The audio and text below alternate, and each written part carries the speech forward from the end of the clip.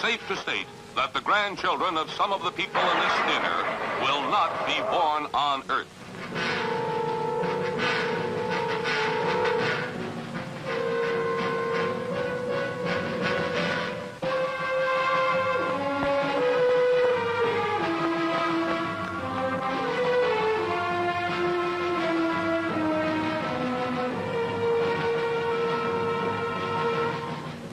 They come from the bowels of hell, a transformed race of walking dead, zombies guided by a master plan for complete domination of the Earth.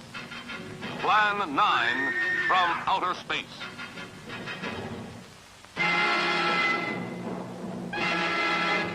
Starring the most nightmarish cast ever, Bela Lugosi, the seductive Vampira, and Thor Johnson as the Walking Dead. Turn off your electrode gun! No! No! Stop it, Dennis! I can't get it, it's jammed! Grab him, you fool! Bullets bounce off their bodies. Rockets, missiles, jets cannot stop their death ships. What earthly power can stop this terror? For a glimpse of things to come, see this blast of screen suspense. For it could be happening right now.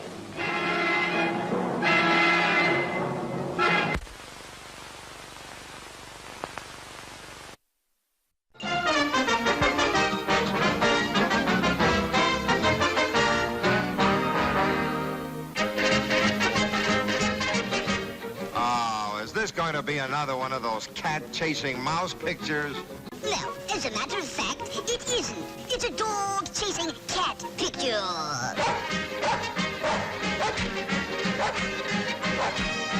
I'm just out for my morning constitutional. Cheerio.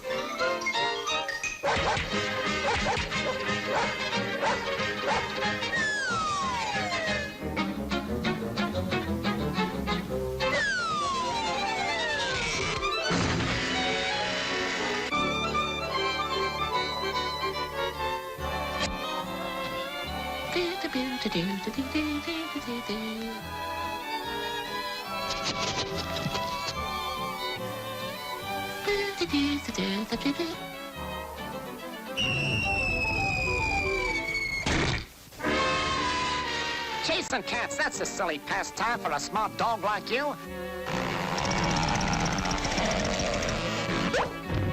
You know, I never chase cats. I draws them to me. Why don't you get smart? Get smart. You've got to use the old noodle. The old noodle. Use salesmanship. Salesmanship. Now, I'll tell you what we ought to do. Ought to do. First of all, you got to get yourself a small piece of string as a possible built down here around the corner.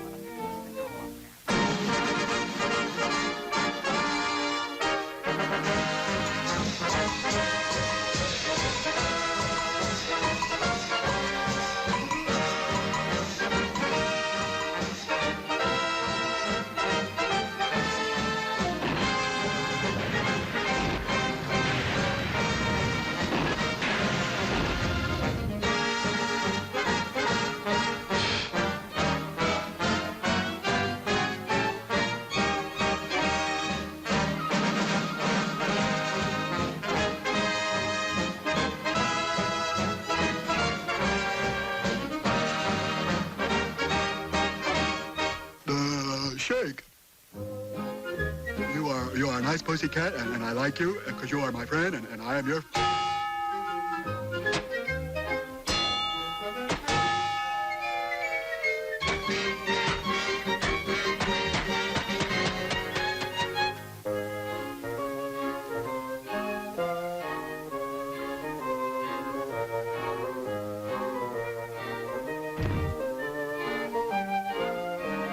Good luck. Good luck.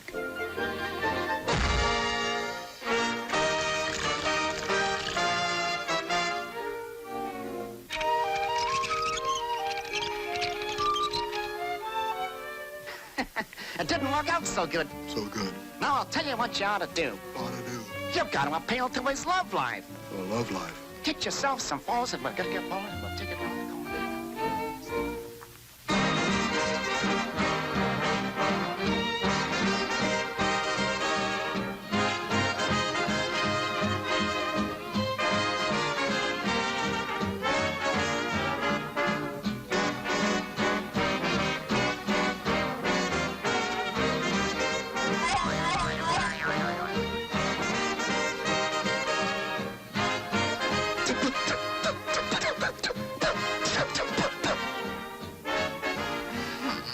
want something, just whistle.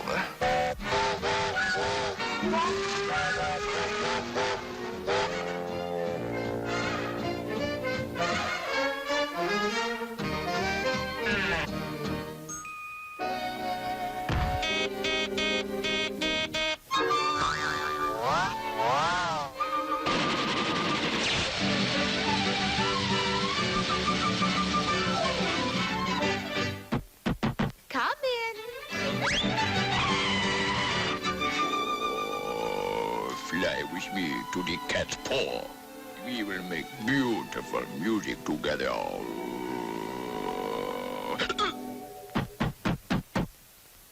My husband, hide in the closet. Not that door, the other door. No, the other door.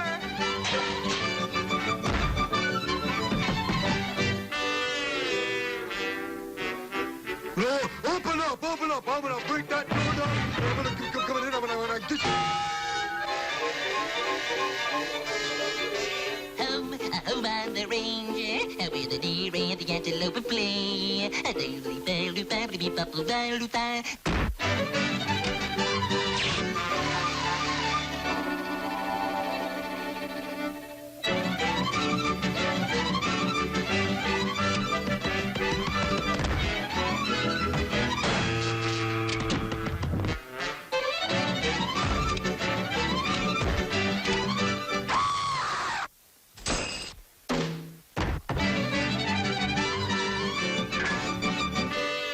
Oh, doggone it.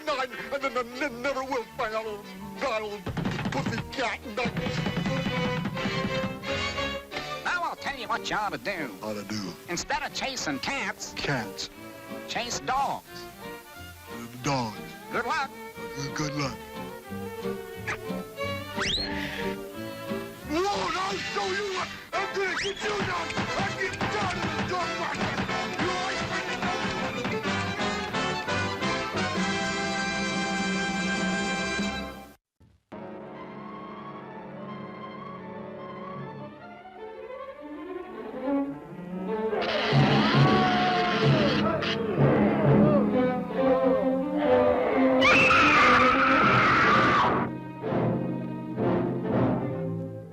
The unearthly takes you into horror beyond imagination. Starring John Carradine, a mad menace to humanity as the scientist possessed by a passion to remake people. Allison Hayes, the beauty slated to be his next victim.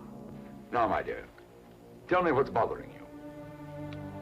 I don't know, Doctor. I'm just frightened all the time.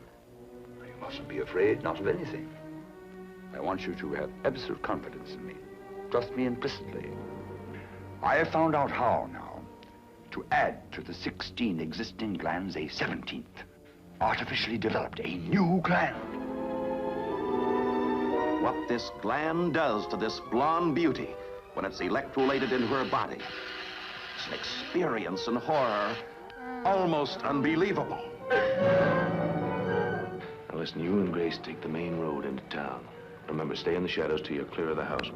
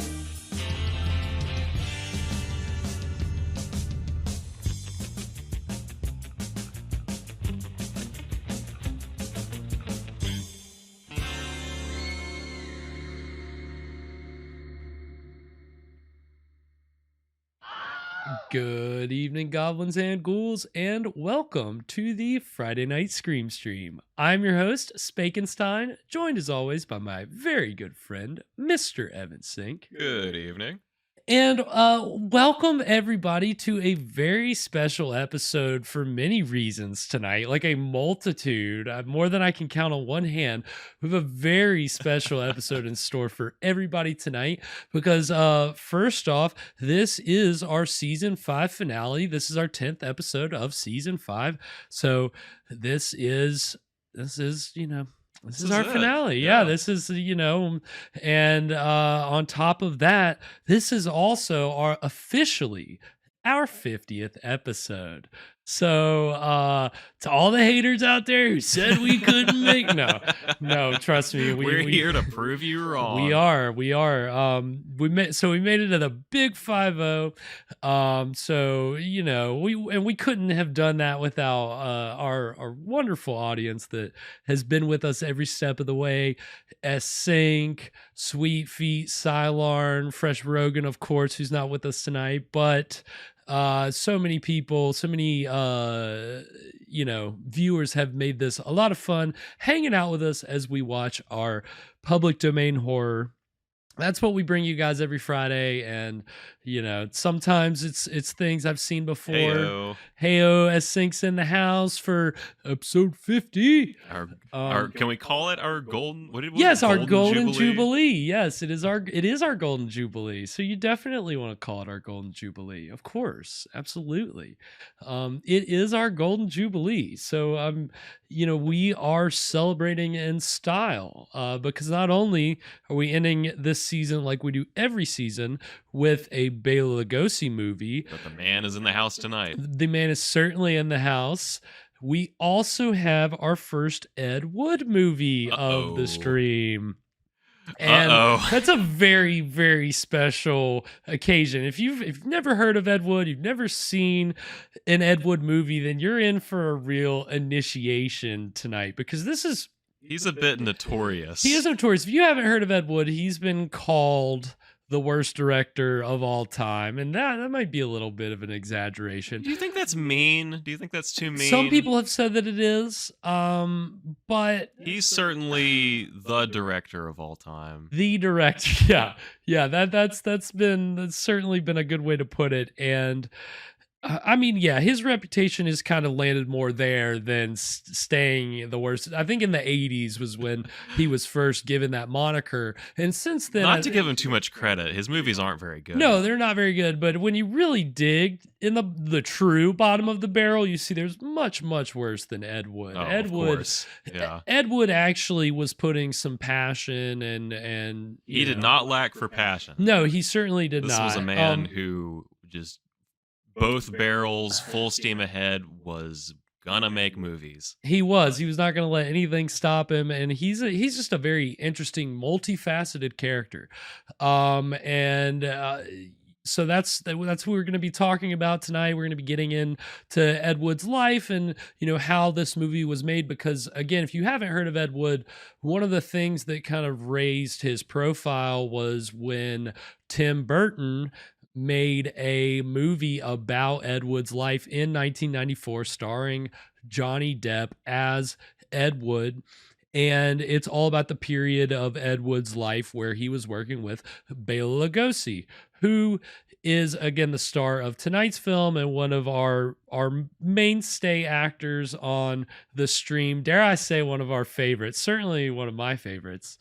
We've seen many Bela Lugosi movies on the stream. But Ed Wood, the movie covers the relationship between Ed Wood and Bela Lugosi, who's played by Martin Landau, and that's just it's a very funny movie, and it's a good movie. Yeah, you've seen it. I've showed it to a few people, and it is it is definitely it is. It's a little dramatized, but a lot of the events that take place in the movie, especially surrounding the making of tonight's film, are very much based in some kind of fact. Because what I found in my research for tonight's film is that everybody has a story for this or that and how this movie was made, but nobody has the same story. And usually when one person says one thing, one person says, "Oh no, that didn't happen," or "Oh no, it wasn't like that, it was like this." And so that's kind of what people say about the movie Ed Wood, is some of the stuff is dramatized, the facts aren't right. It obviously it takes liberties with the fact, but it's a very good movie. It's Yeah, very I mean, what biopic doesn't kind of stretch the right. truth a little? And you'd be surprised what in the movie Ed Wood is actually true and actually happened. I'll talk about some of that tonight. But you know, that movie only covers a small part of his career. I mean, he had a lot of ups and downs, and mostly downs. And you know, he's just a very interesting character, and somebody that I saw the Ed Wood movie at like 7 or 8 years old, because I was a big Bela Lugosi fan already. So when I heard So there was a movie anything with an it. actor playing Bela Lugosi, I was like, well, yeah, of course. And then when I found out that This actor, is right up my alley. I've got to check this out. right, yeah, exactly. Well, I haven't heard of this yet. What is it? And then when I heard the actor who played Lugosi won an Oscar for playing Lugosi, I'm like, okay, well then this has to be good. Like, that's crazy. Lugosi never came close, and here's somebody plays him and wins an Oscar. That was Martin Landau who played Lugosi in that movie, and it's a great performance. It's a very funny performance. But in real life and in the movie, they touch on it with humor. But I mean, Lugosi was really kind of having the worst years of his life. I mean, because he was at the end of it. He had a very kind of rough last few years, and Ed Wood comes in at an interesting time, and their relationship has some positives and negatives that people have touched on. So we're going to get into all that tonight, everything you've never or ever wanted to know about Ed Wood, Bela Lugosi, and the making of tonight's movie specifically. I'm gonna try to touch on all of that, and it's just the movie itself is a lot of fun. It's a mad scientist movie, very much in the vein of the Poverty Road Lugosi movies that we've seen, many of which we've seen already on the show. But this was made. It came out in 1956, so that kind of movie was kind of done. It wasn't really being made very much anymore. And certainly because it's an Ed Wood movie, there's plenty of continuity errors and illogical lines of dialogue, behavior. Yeah, very stilted acting, very flat camera work. If people need a frame of reference, I think people kind of compare him to Tommy Wiseau a little. Yeah, I think that kind of like that kind of filmmaker, right? Somebody that gets the pretty much what they need to make a decent movie, and then it still just comes off amateurish. And that's that was actually the Variety and the Variety review for this film. That's what they called tonight's film, which I don't even know if I've said the title, Bride of the Monster, starring Bela Lugosi, written and directed and produced by Ed Wood. And yeah, I mean, it is something, because it's a mad scientist movie, but it's also trying to mix in atomic stuff, and it's trying to be relevant, but it's a very outdated movie, and it's just obviously, I hate to use the word suffers, but you can tell it has a low budget. You can tell they didn't have a lot of time, but still nothing was going to stop Ed Wood, and that's how you get Bride of the Monster, and it's a lot of fun. I mean, that's the thing. The one thing you can say Ed Wood's movies are bad. You can say they are, lack any kind of professional quality whatsoever, but you can't say that they're not fun. They're always fun. And I think that's the one thing, because I watched I watched a good bit of a documentary on Ed Wood this week, which I'd seen before, but wanted to kind of refresh on what some people said about Ed Wood. And, that's one thing everybody says about him, is he was just a very nice, fun guy. And I feel like that comes off in his movies, that just sense of just that energy. But I mean, obviously with it, there's always a flip side to every coin. He was a very bad alcoholic. He liked to drink, and it's for better or for worse. It's just one of those things that he always wrestled with in his life. And so for better or for worse, we've decided to get autobiographical with a weekly segment where Evan brings us a delicious cocktail. And this segment is called What were you drinking? And what are we drinking tonight, Evan? So, as it turns out, Mr. Wood had his signature cocktail, which was the vodka gimlet. So usually a gimlet it's gin and lime juice, but this is a vodka gimlet. So we've got vodka, lime juice, and some simple syrup, which we shake over ice. Ooh. And strain. So I really love anytime that we can get something kind of personal like this with someone who's, like the actor or the director or whatever. I love the idea of having like a signature drink. I think that's kind of cool in a way. Right. Yeah, if do you have a signature drink? I used to say, and it's not much of a signature drink because it's very basic, but I think at one time I used to say that my drink was a rum and Coke. It's just very simple. Classic, I like yeah. a good rum and Coke. I'm a Coca-Cola man. Yeah, So, you put a little rum in there. Sorry, I think you mean a rum and Coca-Cola classic. Yes, sorry. Yes, how rude of me. Let me pay respects to Coca-Cola Classic. Yes, I That's enjoy my right. rum and Coca-Cola Classic. Thank you, Evan. But yeah, Ed Wood loved these, so much so that he even took on later in his career the pen name Akdov Telmig, which is just vodka gimlet backwards. So he must have really liked these things. Yeah, I mean, when you're using it as your alias, you've kind of gone beyond a certain point. And yeah, I was telling Evan before the show, I would always see that fact on like his IMDb page or Wikipedia, and so I was always curious about what is a vodka gimlet. Like I've never, what is that? Yeah. So and now Evan is giving me the opportunity to actually know what a vodka gimlet is. So Here's a glass of catharsis, Garrett. Oh, smells like lime. Smells limey. Smells limey. Well, shall we? Cheers. Cheers.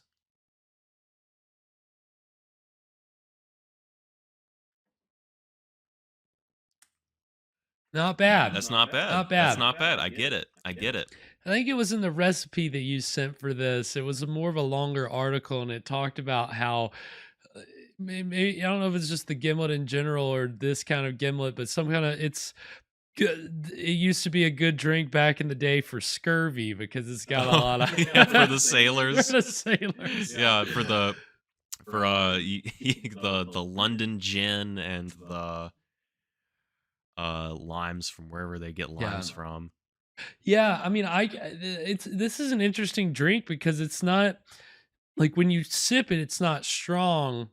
But then afterwards, I feel a little burn, and I can't tell if that's the lime or if it's the alcohol. I guess it's both. I guess they just mix like that. So nice citrusy drink. Nice citrusy drink. So yeah, this is a perfect way to pay tribute to Ed Wood tonight.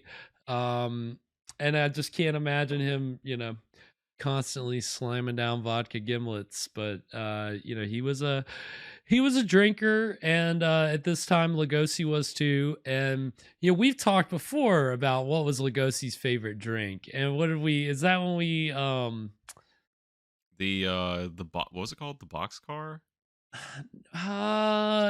Oh, wasn't it? Wasn't it the beer in the shot? It wasn't. Yeah, it was that. I think that's something else. I can't remember what it was. I can't remember what it was called. It wasn't a side. It wasn't a sidecar. That's a different thing, right? I think that's a different thing. I can't remember what it was, but when I was in my research this week, I was reading a little bit of writing from Ed Wood. who's recounting some stories of his days with Bela Lugosi, and he said that Lugosi's favorite drink was scotch and room temperature beer. So that's the thing when we Really? drink the beer. I doubt it was room he's temperature. European. I get that. So it's it's a thing, but It's a thing. People do not it. for me. Not really. I feel like in college, did I drink plenty of room temperature beers? Sure. Is that something I want to do now? Not really. How European. How European. But I gleaned that little nugget from Ed Wood's memoir, Hollywood Rat Race, which I bought, God, some years ago, and I never finished it. I got middle of the way, not even middle of the way, maybe a third of the way through. And it's not even very long. It's 130 something pages. It's very short, and it's mostly it's so weird, but the whole book is him giving advice about if you're trying to get into this business. And it's so funny to think of him giving advice. But he does, and there's just some weird stuff in here, but there's good recollections of his time with Lugosi, but there's also things about, like, he has one chapter that is just dedicated to some girl that he was writing letters back and forth to, who he said was going to be the next big star, and when she came out of Hollywood, he was going to do everything to make her a star. And it's literally not even a full page, and then it goes over a page to the next page in a new chapter, and I'm like, what is this? So I look up this woman, never became never did anything. I don't know if it's the same one, but basically I couldn't find anything. So it's just kind of, it was written in the mid 60s, so it was kind of after Ed Wood was out of, I guess, what you could barely consider mainstream filmmaking, and then more into pulp novel writing and sexploitation films and novels and things like that.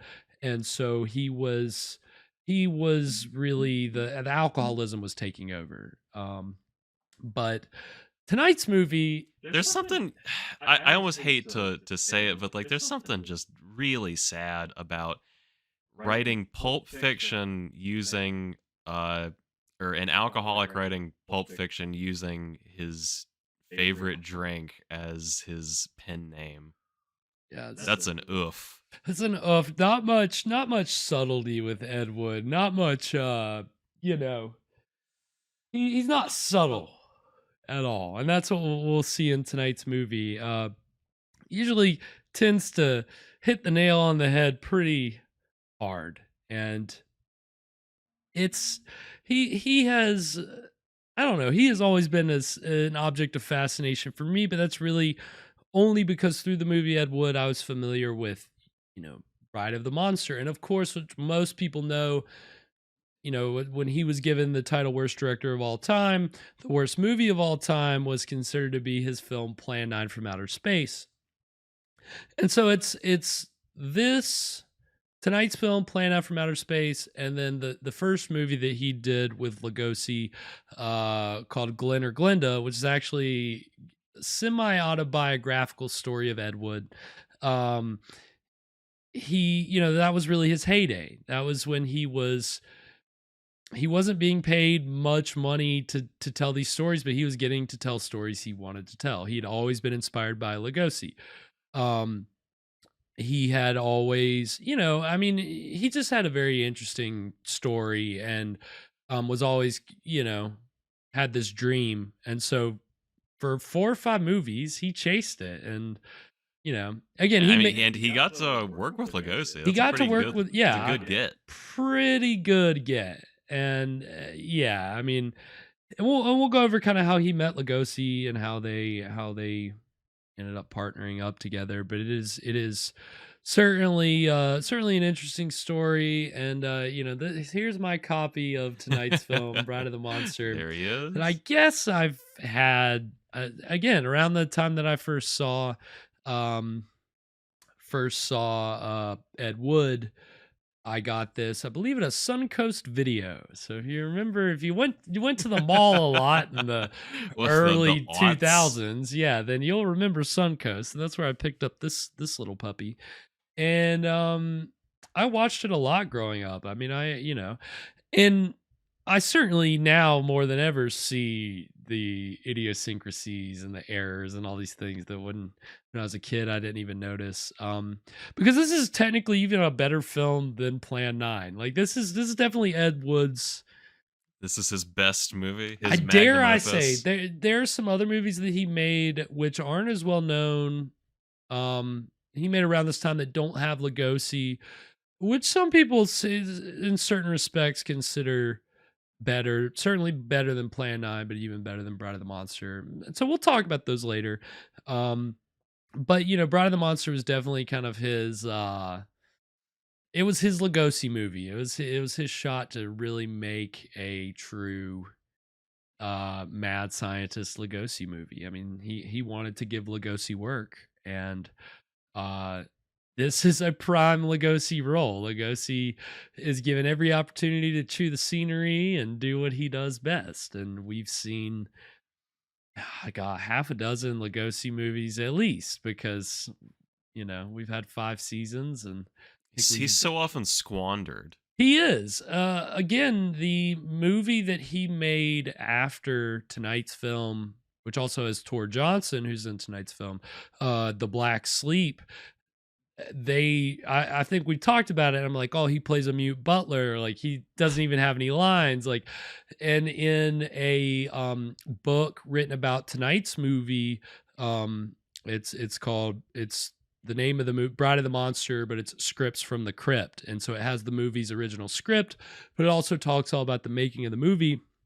They said that for The Black Sleep, the reason that Lugosi has that small role was because they weren't sure that he could finish a movie to begin with. So they're like, well, let's just give him a very inconsequential role. So if he can't follow through with it, it's not going to hurt the plot if we have to like just cut him out.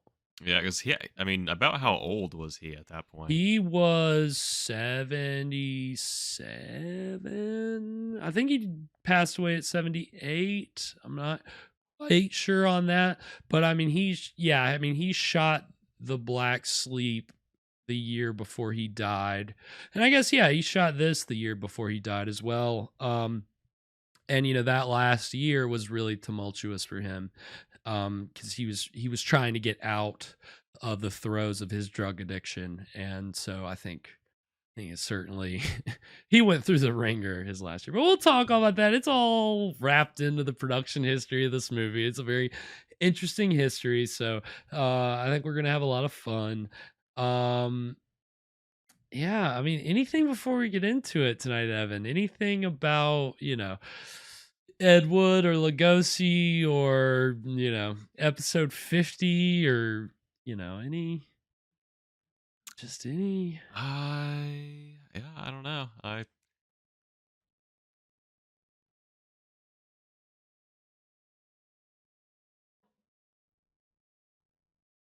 Just ready to get into the movie. Yeah, we'll just. All right. Well, then without further ado, we're going to get into the exciting beginning of Bride of the Monster right now.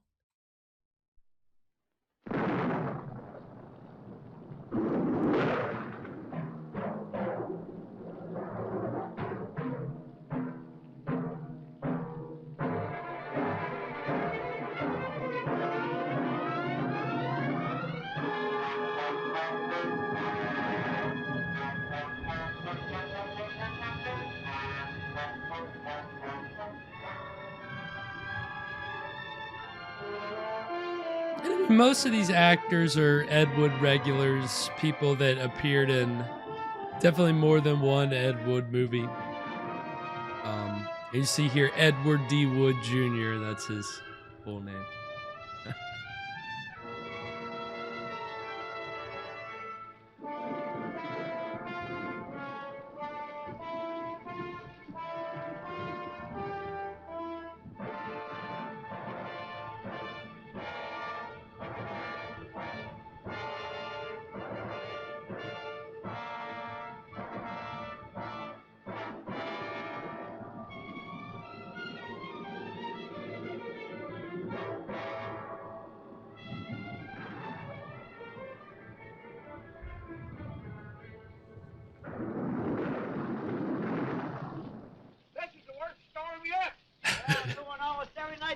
3 months.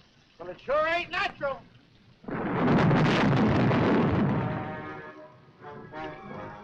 I'm getting away from this lightning catcher while I still can. Oh, you'll be soaked to the bone before you get 10 yards.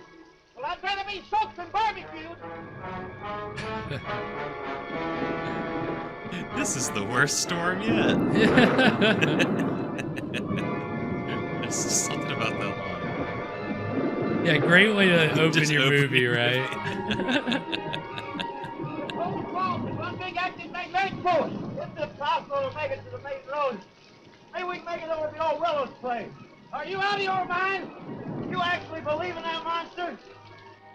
Well, the newspaper story says, oh, that's your racetrack.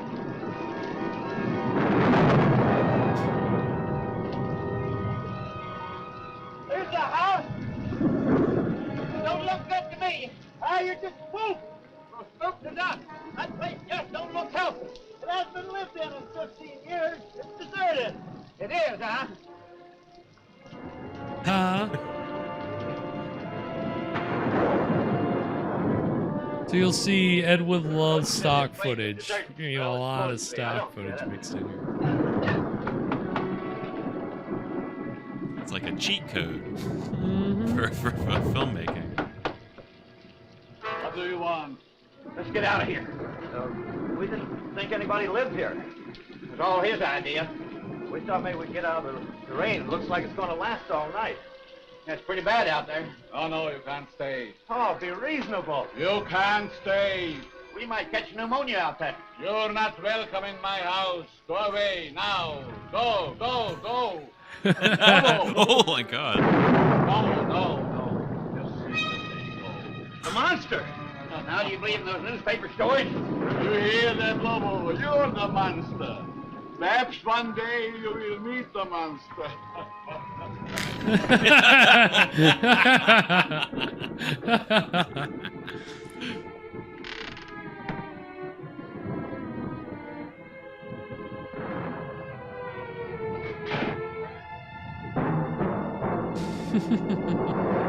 Lobo's theme. I mean, this is one of the few Wood movies that has an original score and isn't just made up of random cues that somebody collected.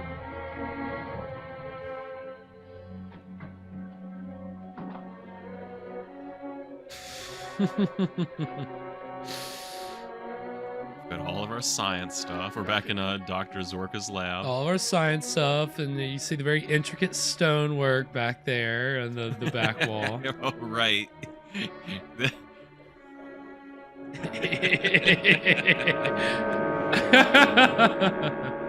The octopus.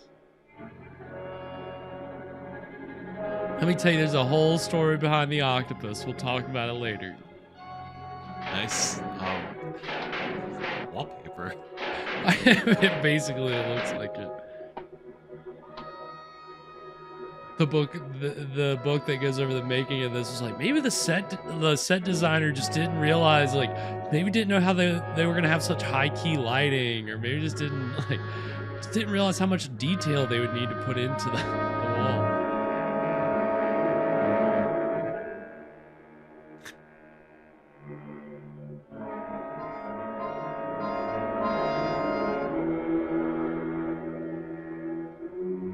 You know, most of Lugosi's mad scientists have a gorilla, but here, he's got an octopus. This is first time we've had an octopus on the show. Hey, I can't run anymore. We gotta keep going. That was the monster. But I wouldn't give she a couple of cops right about now. Come on.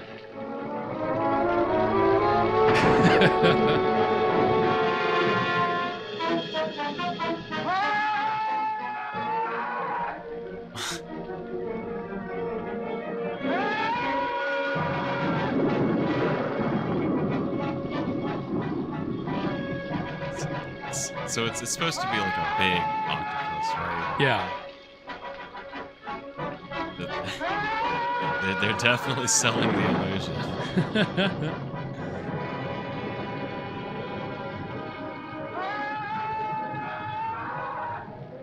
Oh yeah, there you go.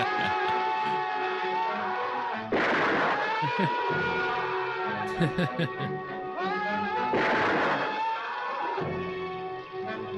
how lifelike those tentacles are.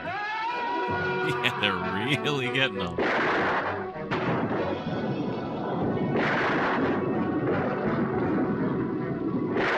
Our two intrepid monster hunters doing a great job. Oh, Lobo's loving it. He is. He's having a grand old time.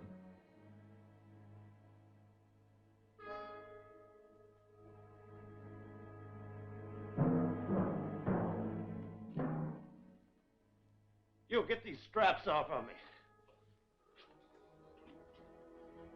me. Let me loose. Do you hear me? Lobo hears, but he cannot speak. Lobo is mute. Because of the storm, I was afraid we are not going to have guests tonight. Lobo! You're too rough with my patience.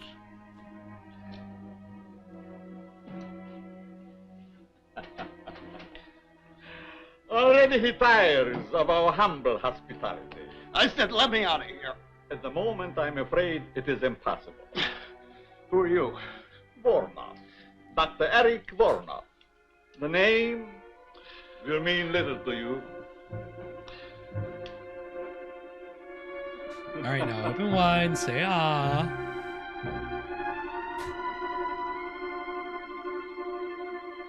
Get ready for all that radiation we're about to pump in you. Gotta turn on my neon tube.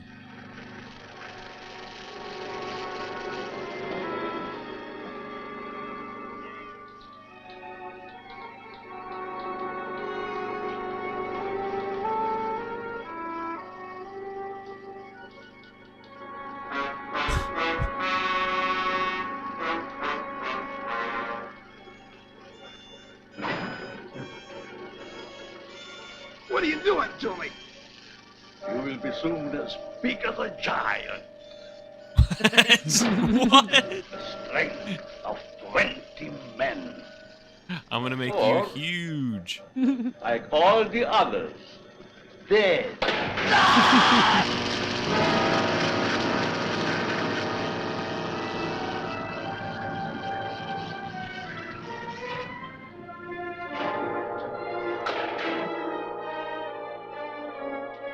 Turn off the switch.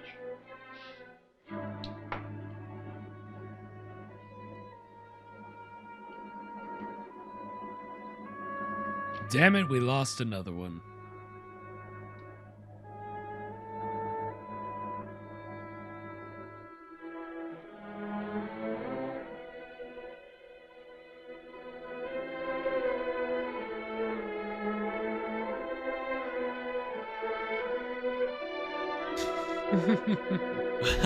Wow. I didn't expect him to be so tore up about this. They look pretty happy about, like, you're either gonna live or you're gonna die. Yeah, he goes from like mad scientist to like a sad episode of Scrubs. Like they never tell you in med school what, what it's gonna feel like when you kill your patient. Always returns home after his long. He's just the voiceover like JD. Yeah. Well, there was a long, stretch of silence there. You could fit a little monologue in there.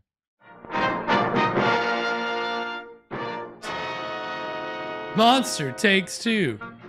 Yes. I'm ready for my close-up. Yeah. Death by octopus. That's how I want to go.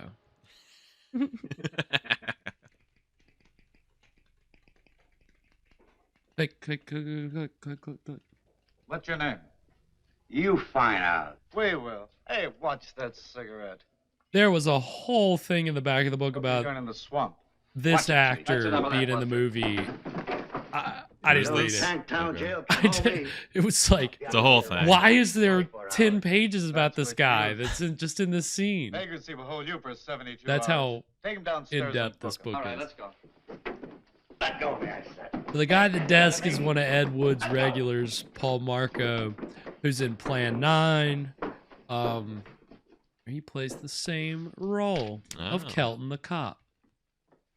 So they take place in the same universe. Where do you think you're going? What do you mean, where do I think I'm going? I got Captain Robbins' newspapers. You have you? And since when you don't leave the captain's papers with me? Since the captain told me to bring them in myself. When you read them first, you mess them up. Hold your tongue and give me those papers. I'll have you locked up for peddling without a license. Kelton, I got a license. Want to bet I can make it expire all of a sudden?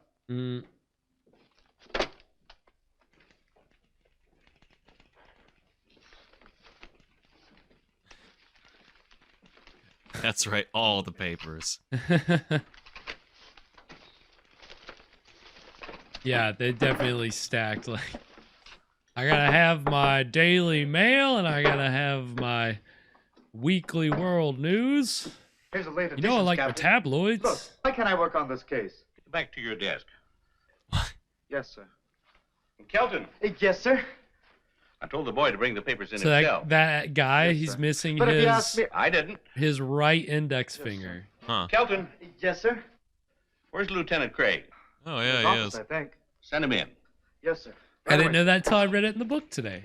You think that bird bit it off? That's a good quote. Yeah, I think so. I think that's why that bird looks so fat and happy. And now 10 minutes of him reading the papers. What? Why does he have a little bird? Is don't he a pirate? know. I wish I had an answer for you. Just bring your bird to work day? Yep, that's what it was.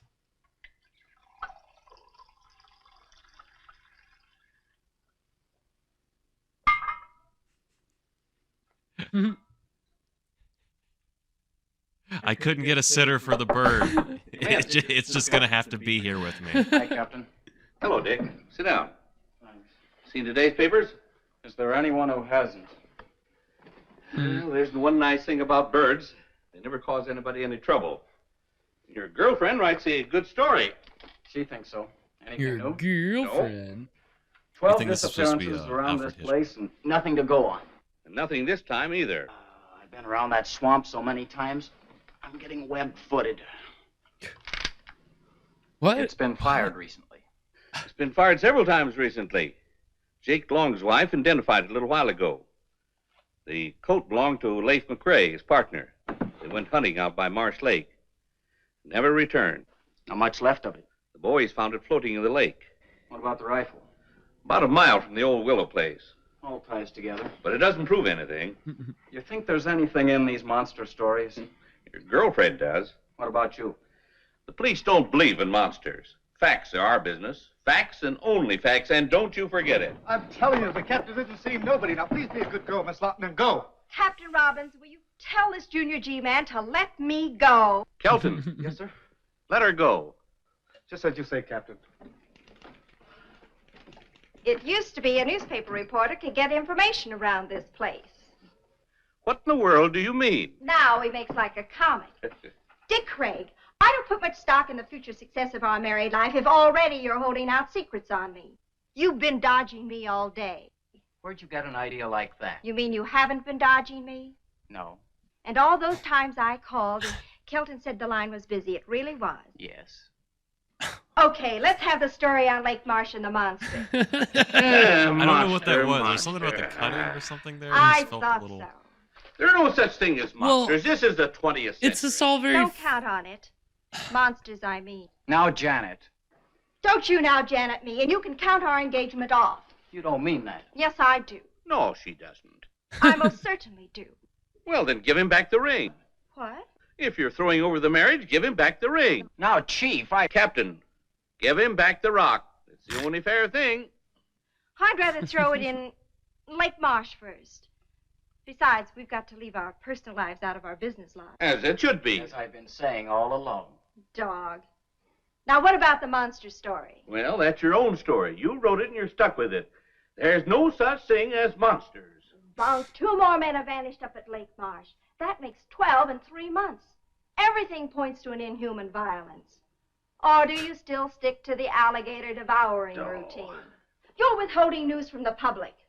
Janet, you may not believe this, but you've got all the story there is. You're right, I don't believe it. Well, nevertheless, it's the truth, except for the monster. Figment of your very vivid imagination. Why, we've got nothing more to go on than what you reported to the paper. The figment of my imagination is something I believe, and you haven't been able to disprove it. We've conducted very every Ed Wood possible line. search.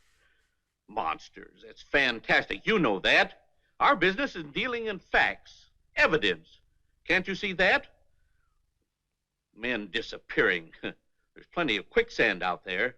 Yeah, 12 went down in the same place. Well, we're doing our best to solve it. Maybe your best isn't good enough. Janet! No, I mean it. No clues. Right, What's Sweet this? Pete. A dancing costume? Nothing. And this? Everything A else. pogo stick? Well, I've got to admit those were found at the lake. But remember, they were in your own story. No human did this. So you say. No human did this. Well, She's not even looking looks at like it. I run into a dead end around here. Yeah, that felt like a Okay. little bit of an You assumption. boys want to play a game of secrets. There's nothing left for me to do but take a run out to Lake Marsh myself. Over my dead body. Mm, That could be arranged. Goodbye. intrepid reporter off on the monster hunt. She's just crazy enough to do what she Suspenders says. in the You big know what, jacket. Captain? What? I think you're right. Then suspenders. Then suspenders, big jacket.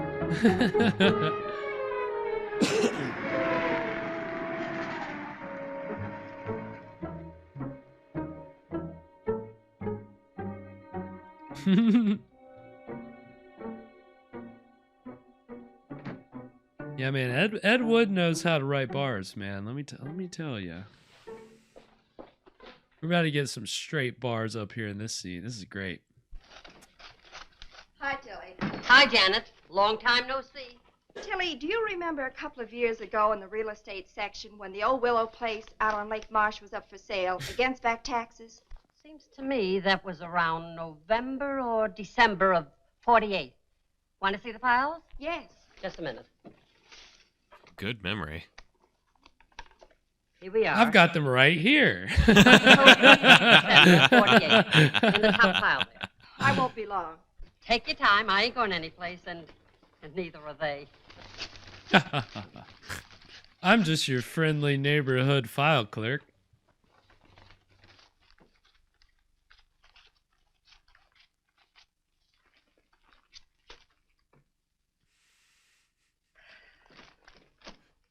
I'm just cutting out all the Want it, Garfields. Yes, thanks. Sorry to leave such a mess But for you. she's just Well, I gonna guess leave they- all that? Be a dear, Tilly. Call What the boss. bitch. Tell him I'll be gone the rest of the day. I'll report in later. Sure thing. On something hot? Oh, it could be. Oh, and Dick. Call him at headquarters. Break my dinner date with him. Tell him I have an ulcer or something. Leave it to me. I fix. Wink. This. Hi, Janet. Oh, hi, Marge. Janet, still on the monster hunt? What do you think? I think the boss has been looking for you all day. Something about the police wanting those monster stories 86. You've got the whole town in a panic. I didn't hear you. I said I the know bo- what you said, but I didn't hear you. I get it. See you later. Did you feel the tension there? Did you feel the tension? That's because the blonde was Ed Wood's girlfriend. He wrote this role of the reporter for his girlfriend Dolores, but then gave it to this woman when he thought that she had the money to help fund the production. Because basically Lieutenant Craig they has been said working on the case a long time, Professor. they I'd like him said to hear we what you need just money. We need $60,000. She said, "Oh, that's not a lot of money," and they thought that was her implying she had the money. Strosky, Lieutenant Craig. And Glad to meet you, Professor. she was like, "Ed would never ask me for money," Professor, would but you, Dolores bring him was up like, to "We date? thought she had the money, so that's why he gave her the Lieutenant role." But Craig, I hated him have after you that. ever heard of Loch Ness? I think so. That's a lake in Scotland, isn't it? Mhm. Then perhaps you are familiar with the Loch Ness Monster. Vaguely. Monster. A few years ago, I was called in by the British police to investigate the appearance of a monster at Loch Ness, with the thought that it was some creature left over from a bygone age. I am considered an authority on the subject of prehistoric monsters.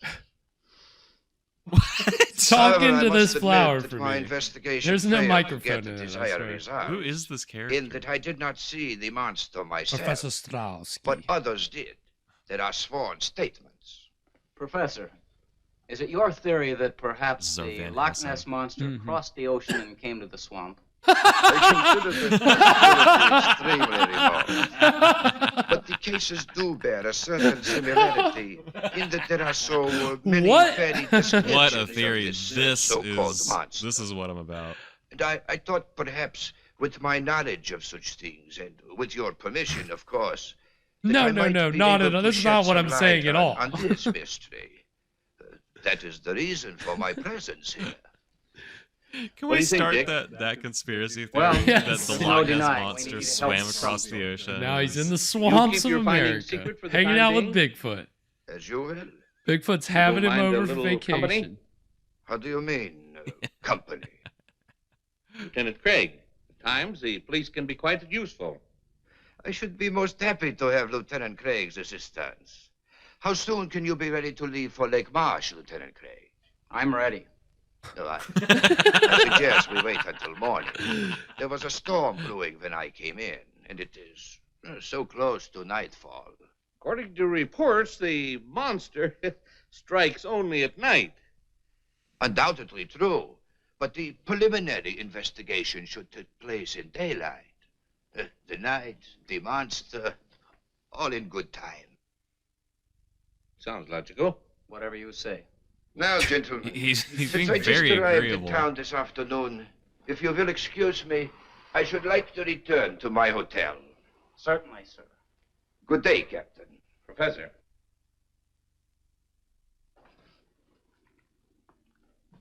Until morning, Lieutenant Craig. I'll be here. Don't know why there was that tension there. He's just gonna sit in that Strange chair sort of all bird. night. Where do I meet him? Here, 10 o'clock. That'll give him plenty of daylight. Well, see you later. Got a date? What do you think? I'll say you don't. I don't? A girl from her office called in, said that Janet had a headache or some such thing. If she's gone to Lake Marsh alone, I'll take her across my knee. It's the last thing I do. Well, it probably would This be. guy's talking like a robot. Watch it. Who's he, RoboCop? Oh, Just- man. Right. Good old Tony McCoy. And that is going to take us to our first break. Ace Cop, Tony McCoy. Ace Cop, Tony McCoy. He's all business. So the funny thing about Tony McCoy, you might have seen his name in the credits also as associate producer. It's because, and if you've seen the movie Ed Wood, you know this. Basically, partway through the production, Ed Wood ran out of funds to pay for the studio, to pay for things. And again, part of it was they thought that the actress playing Janet, the reporter, they thought that she implied that she easily could get the money. Turns out she never, ever even made any such, claim, but that's what we in the biz call a failure to communicate. Yeah, seriously. And it really was. And the way the movie Ed Wood plays it up, it's like somebody is coming to kick Ed Wood out of the studio. They're shooting the movie, and he goes up to her and is like, I need the money right now. And she's like, I don't have any money. I don't know. Yeah, what money? What are you talking about? I don't think it was quite that dramatic, but even Dolores Fuller said, yeah, we probably misunderstood. I think we misunderstood. So Ed Wood had to go find the money somewhere else. Yeah, they already had a hard time getting this movie made from the get-go. And so basically Tony McCoy, his father, Donald McCoy, owned a very successful meatpacking plant, and he was willing to finance the movie. And some people thought that it was under the condition that his son be playing the lead. But it looks like the way that the book lays it out, Tony McCoy got hired before production shut down. So they think maybe Ed Wood was just hoping, like angling, like, well, I'll cast this guy, and maybe if we need money, maybe his dad will be able to throw in the money. So of course he did. Like when the production ran out of money, they went to Donald McCoy. His only condition was that the movie end with a big explosion, which of course is in the movie Ed Wood, but that was really his condition, that the movie end with a big explosion. That's fair. No I think. spoilers, but you know, that was that was what McCoy wanted. His one condition. Yeah, pretty fair, right? Like definitely if he would have said, and you have to cast my son, which is how the movie Ed Wood portrays it, it does seem ridiculous. But you have to blow up my son. you gotta blow. I'm tired of it. But that is the whole thing that they make fun of in the movie, is how bad of an actor Tony McCoy is, and like what's why that makes that seem funny that Ed Wood had to hire him to get the money. But in real life, he really apparently was, Ed Wood said, the worst actor he ever worked with. So apparently there's a scene we haven't seen yet. But he's a bit stiff. He's stiff. Apparently there's a scene, we haven't watched it yet, but they had to shoot it 17 times. And he still couldn't get his dialogue right. And so they had to like cut it up a little bit more than they had planned. So, I mean, yeah, that was kind of like Ed Wood's whole thing is people just kind of got cast because, oh, maybe this person has a connection, this person can get money. And that was kind of how Ed Wood worked. I mean, every person that he partnered with, it was really like just kind of almost a means to an end. You know, he was hoping, okay, well, this person has these connections. And so if we leverage that, maybe we can get something. And, you know, I mean, certainly... Sometimes you just got to scramble for some money to make a movie. You do. And Ed Wood always did. And he certainly did for tonight's film. And again, even before all the stuff that went down with the lead actress, who her name's Loretta King, and then with the McCoys, before all that even happened, this movie was announced as early, like, again, it was filmed in 54 and 55. It was announced as early as 52. Under a different title. It was under the title The Atomic Monster, and it was being shot by Ed Wood and this guy named Alex Gordon, who was a writer and producer. And the news, because back in the day, if you were going to make a movie, then you put a notice in Variety saying, we're making this movie, heads up everybody. And that was just the thing. So there was a notice for, I don't know if this was in Variety or the trade papers, but it was like, okay, Ed Wood and Alex Gordon have formed Angora Productions, and they're going to make 6 movies, one of which is The Atomic Monster. Angora Productions, I don't know what ended up happening with that, but if you know anything about Ed Wood, one of the other things about him was he was a cross-dresser, and his favorite fabric was Angora. So anytime you hear about it, and you'll see the lead actress at one point in the film, in tonight's film, she's wearing an Angora sweater. Ed Wood had a fascination with Angora, and that was he would, you know, it's kind of exaggerated in the movie Ed Wood, but apparently he actually would direct some of his later films wearing his Angora sweater, because apparently when he was young, his mother used to dress him in girls' clothes, and so he developed some kind of comfort thing out of it. So when I was saying earlier that Glenn or Glenda was autobiographical, that movie is all about, well, it's partly about a cross-dresser. I guess the character's name is Glenn, but it's actually played by Ed Wood himself. He plays the character in this movie he's a cross-dresser, and he's hiding it from his girlfriend, which he really was in real life, hiding it from his girlfriend Dolores, who we saw earlier. Art imitates life. Art imitates life. I mean, it really did. That was how he got the job, was he was like, because the producer of that movie wanted him to make a story about sex changes. And it was supposed to be a movie called I Changed My Sex. And Ed Wood got the job by saying, I know this story, I've lived this story because I'm like secretly a crossdresser, or like I know the story, but I know what it means to live like this other life. And so the movie touches on cross-dressing, but then it also does touch on sex change operations in 1953 or 54, because the first sex change operation had just kind of become a big news item around the time.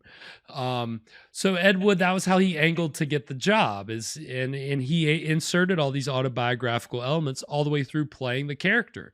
And he's wearing his Angora sweater and wearing a blonde wig, and he's walking around the streets, and they show that in the movie Ed Wood.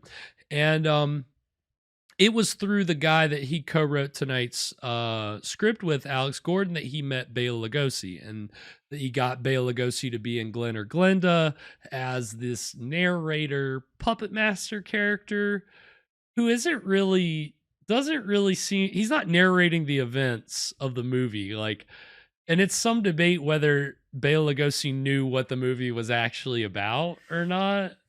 Alex Gordon says that, Bela Lugosi wouldn't have known what it was about because he didn't even know Ed Wood was a cross-dresser, and if he did, he never would have associated with Ed Wood. But other people said, oh yeah, Bela Lugosi knew what the movie was about. He understood what it was about.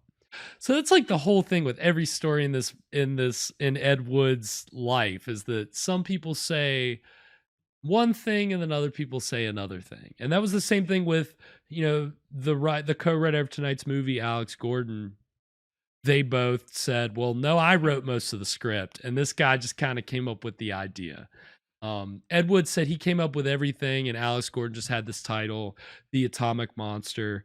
But they had tried to get this movie made. At one point, they went to a studio that was like, okay, we'll make it if you can get Karloff and Lon Chaney Jr. in it, and Lugosi, we'll make it.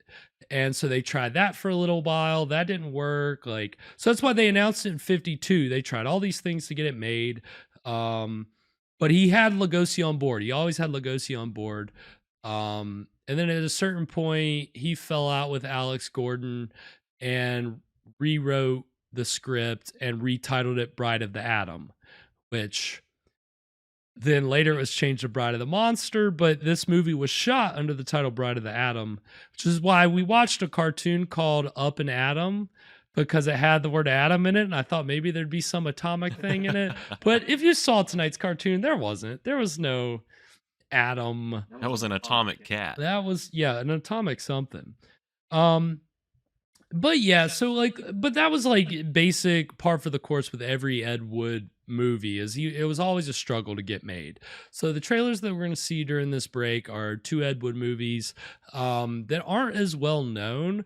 The first, it was a movie that was made in between Glen or Glenda and tonight's film, Bride of the Monster, and it's called Jailbait. That was the title that the distributor retitled it. I think Ed Wood shot it under The Hidden Face, and that was co-written with Alex Gordon.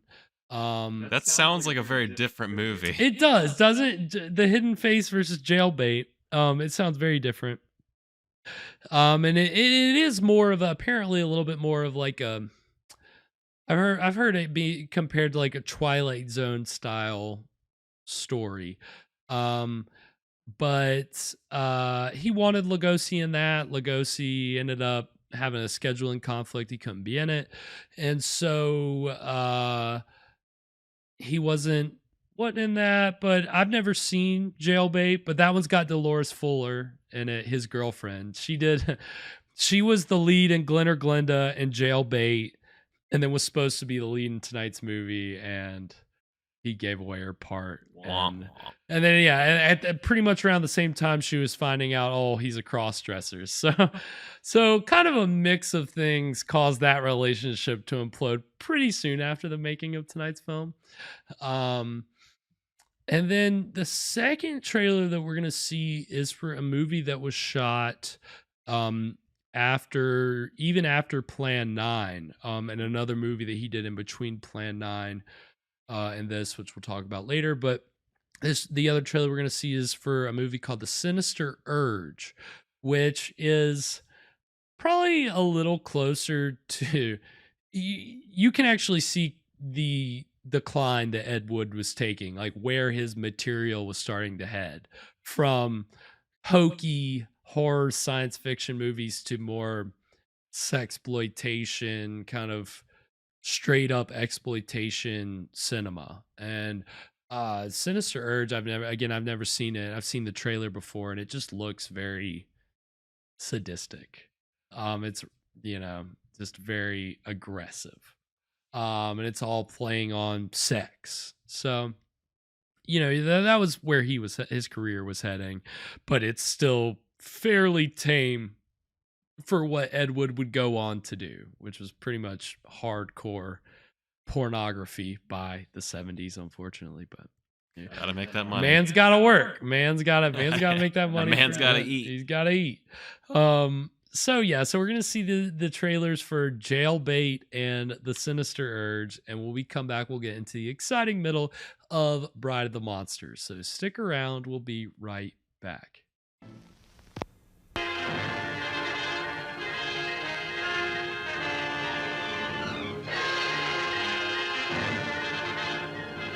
Jailbait, the shocking story of boy-crazy girls and gun-crazy guys. What makes you think you can get away with this?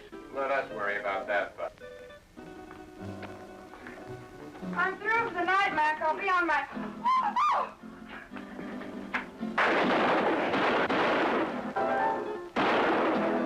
The most feared of our modern underworld. Men who hate the law and abuse even those they love. So what's with him? Hey, shot his first cop.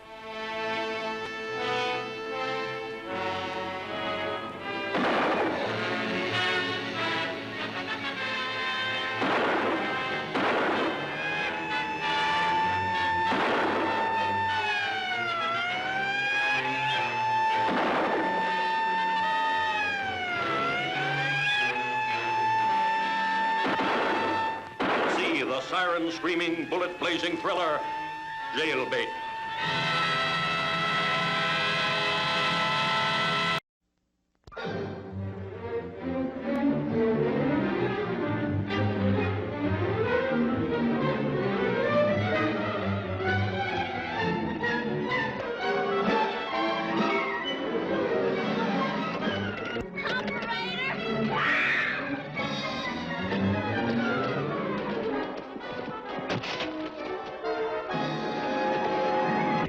I want action on this thing, and I want it quick.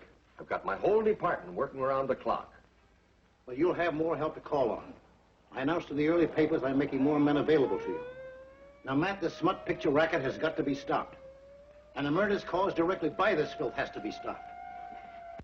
When I say let's see those legs, honey, I mean just that. Let's see those legs from your toes right up to your hat.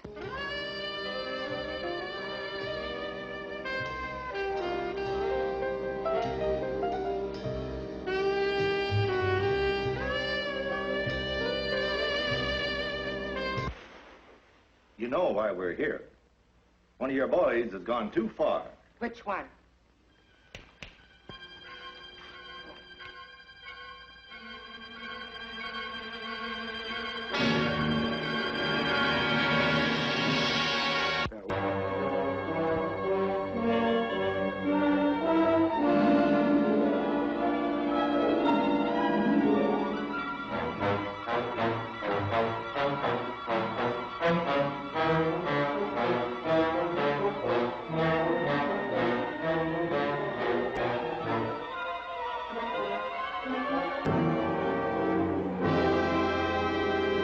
Pornography.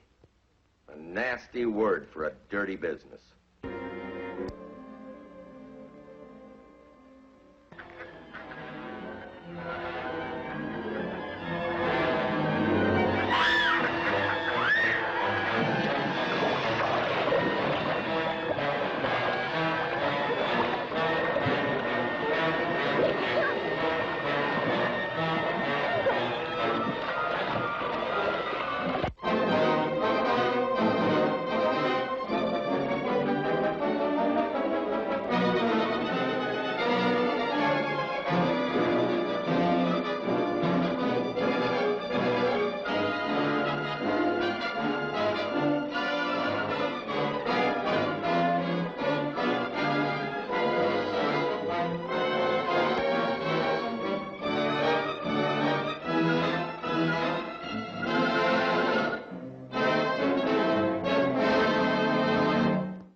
And we are back. So yeah, the trailers for Jailbait and the Sinister Urge, which again, so creepy. Yeah, very creepy. I have not, like I said, I have not seen the Sinister Urge, but it did come out like soon after Psycho, and so I think it was meant to We're kind going of for a Psycho kind of thing. yeah, but bringing in smut peddlers and drug rackets and all these other illicit things, very like leaning into as many exploitation routes as you possibly can.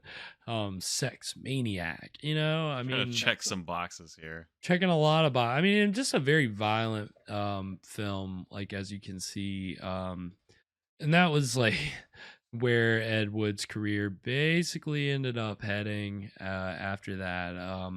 He did a couple again, what were called nudie cuties, which were like not hardcore pornography, but still involved nudity around some loose plot lines. He had a movie called Orgy of the Dead, which was yeah, I mean, it was it's very tame. It's just some nude women dancing around and people running around in really terrible monster masks and makeup, and Criswell's there in a coffin. Yeah, he got Criswell out. Yeah, he did I think he did, and then later on he did more of a hardcore movie. Maybe it was softcore, but he tried to get Vampira to be in it. He's like, all I want you to do is sit in a coffin topless, and that's it. And she's like, I just had a stroke. I can't do that for you. I'm sorry. Oh my God. Vampire is an interesting character in and of herself. That's the thing about Ed Wood. He surrounded himself around some very interesting characters. And, I mean, he himself was just obviously a very interesting character. Like, I mean, I didn't even mention the fact that he fought in World War II, and he exaggerated his service, from what I can tell. But he claimed to have, to fought with bra and panties under his uniform. Now, whether he actually saw action or not is disputed. But well, he could have just been doing that like on base, or maybe when they're doing like their morning constitutional. Yeah, yes, exactly. I wouldn't shock me in the least bit if he was if because it said, the thing that I read today was apparently he said, because his teeth were knocked out, he said it was during the war when he was hand-to-hand combat fighting a Japanese soldier and they knocked his teeth out. Jeez. But then in the book about the making of tonight's movie, it was like, no, that didn't happen. He was like a cook, or he did something like he was on, or clerical or administrative, like he was stationed somewhere, but he wasn't. Right. There's a lot of other jobs. Right. So he just kind of, I mean, he exaggerated a lot, and as much of a fun, good guy as he was, he did have a tendency to burn people and not pay people, and kind of, again, he had a problem with alcohol, so he had a tendency to just kind of, cause a lot of problems. And even during the making of this movie, one person said he was never sober, and yeah, and it's yeah, it's bad when the boss shows up to work drunk. Yeah, when the boss is obviously loaded.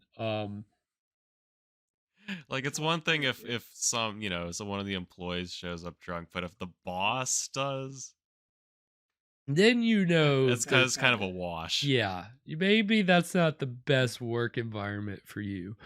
And that's the thing about tonight's movie. Like, they shot 2 or 3 days, production shut down. It didn't start back for like 3 months, maybe even longer than that. And but total, it was probably only 7 days. It wasn't very long. That was Ed Wood. I mean, he could, he got a whole movie done. He could. And this ended up being the biggest budget he ever had, believe it or not, tonight's film. I mean, to be honest, like, there's been some stuff so far that's been leagues better than Plan 9, at least. Yeah. Yeah, I mean, the octopus stock footage has been good. The mechanical octopus certainly.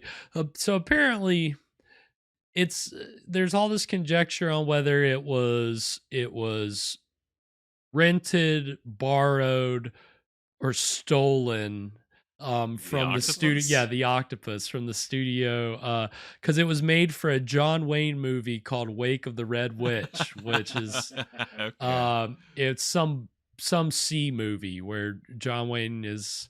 Does he wrestle the octopus? I don't. That's a good question. Apparently it's one of the few movies where John Wayne plays like a bad guy. Like he's not a good. Yeah, it's like a darker kind of a thing. Black hat. Yeah, right. Exactly. Yeah, no, I don't think he's even wearing a hat. No hat. No hat. That's why it's a weird, kind of weird John Wayne movie. But that was for a studio called Republic. So the somebody arranged for them to use that. And again, the co-writer of tonight's film, Alex Gordon, was apparently mad because there was another octopus that was better that they could have easily gotten, but he wasn't around and Ed Wood didn't listen to him.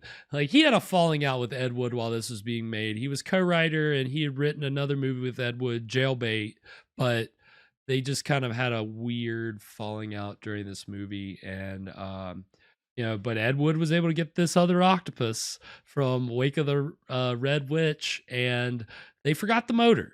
So that's why it's not. It's not. So the octopus, it's supposed to move. It's supposed to move more, but all they had was like some fishing wire to kind of wiggle the tentacles around. 2 tentacles around. That's it. Yeah, it's not doing a whole lot. It's just sitting there. It's a limp octopus. It's an incredibly limp octopus, and it's not a euphemism. It's sad. But but it's still.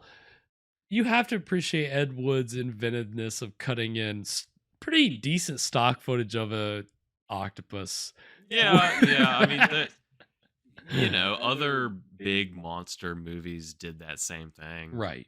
When we watched Giant Gila Monster, it was definitely cutting in just some, footage of this animal. Right. And then just a giant foot. Right. Right. The illusion. Yeah. So Ed Wood knew how to get creative. But yeah. Anything before we get into the middle of this, Evan? Any so far. Hang on. Uh-oh. I'm ready. Ready? I'm ready. You're ready for what? That's what the guy says. Oh yeah. Oh, you're doing your Tony McCoy impression? Ace Cop. I'm ready. The most wooden. See, I can't even be as wooden as Tony McCoy was being. He's a real boy. He's a real boy. He really is. On that note, we're going to go ahead and get into the exciting middle of Bride of the Monster right now. So, Ace reporter Janet Lawton is on the monster hunt. Just to give a little update. Stock footage.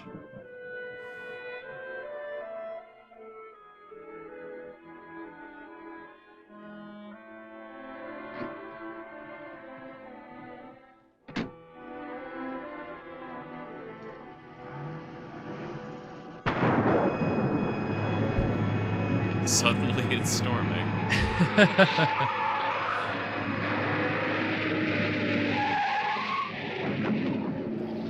Was somebody throwing a bucket of water like off the top? Oh shit. Oh my god. Had to be fun taking that giant vehicle up the hill, going however fast you have to go to get up there. I made it to the swamp. This is parking, right?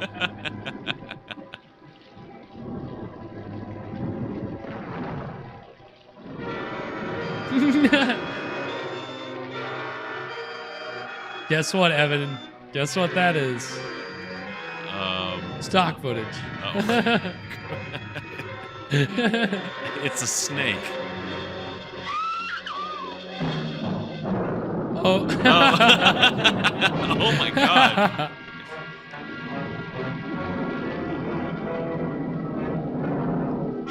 rescue. So see, that's the Angora. Did you see he petted it, kissed it, and put it in his pocket. Ed Wood gave him very specific direction on Yeah. You are all right now, my dear.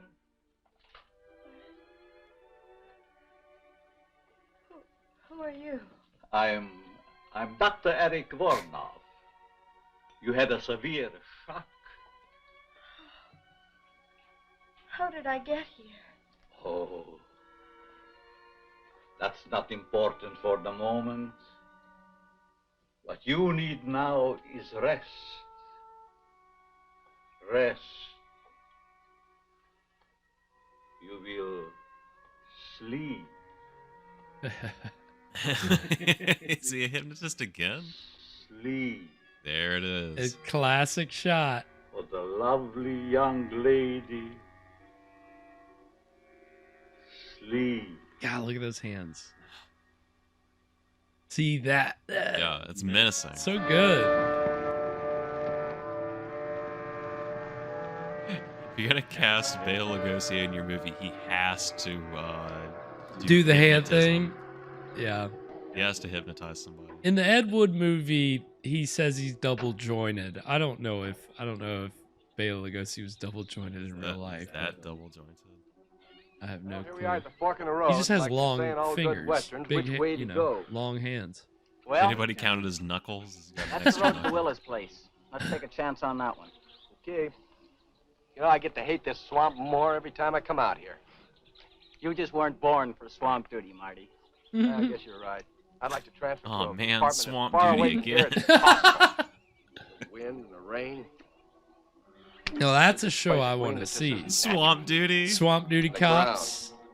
Alive with Swamp crawling Cops. Swamp Crawling Cops. death. Yeah. Why? You're right there, How has Marty. nobody done Swamp Cops yet? This swamp is a Surely monument that to exists. It's got to. snakes, alligators. If you've got Alaska quicksand. State Troopers, All Right. bent they on have one a show, thing. then surely Swamp Swamp Cops seems like kind of a gimme. It really does. We do need it, Sweet Pea, yeah. Something strange. They've about got all the this rain. what is it called? The The lightning's been airboat. going crazy Yeah. too. Yeah. Maybe it's like the papers They've say, got a whole all these fleet atom of bomb airboats. explosions Lizard distorted the lit. atmosphere. Maybe. You know, if I were this Professor Strotsky guy, I wouldn't come out in this swamp without a guide. You know, that's the one thing I can't figure. He comes to the office with all these monster stories. Nobody's dressed Makes for an the appointment swamp. to come No. out here with us. No. Goes off by himself. The last thing you want to sure do he is wear came a out heavy tweed jacket. Like, we're going to the Where else swamp. could he go? I guess I'll wear my suit. Well, let's get at it. Let's get at it. Thanks for the enthusiasm, Tony.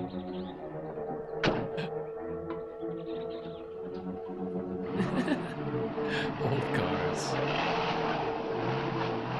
Driving that through the fucking swamp. Oh my god, look at it. It's sliding all around. Oh my god.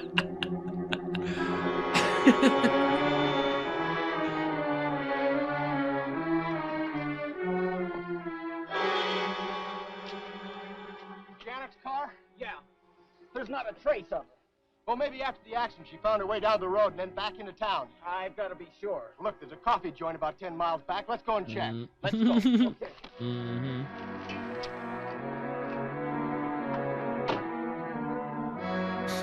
Yeah, that was what it looked like earlier, Sweet Feet, whenever the actress was supposedly driving the car up the hill. She had a stunt driver for that though. She wasn't doing that.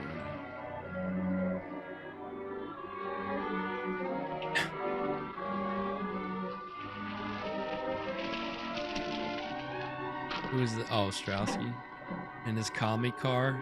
That looks like some kind of weird Russian automobile.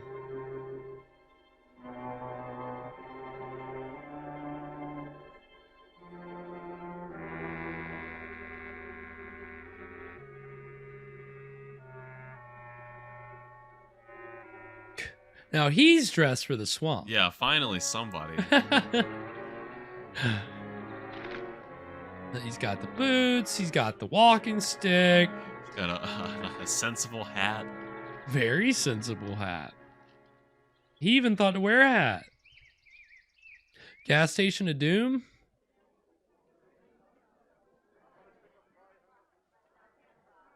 Where did you find her car? What? The bird is back. Where's Strowski? The bird is my favorite character. I told you not to let him out of your sight. Bird's got the most charisma of anybody in this movie, besides Lugosi, of course. Well, get back to Strowski. I'll get word to you later. Yeah. You look worried, Dick.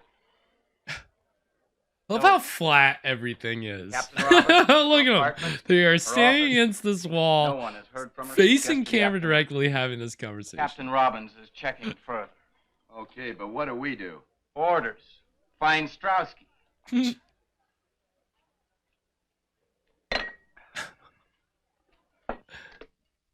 All right, let's get to work, Birdie.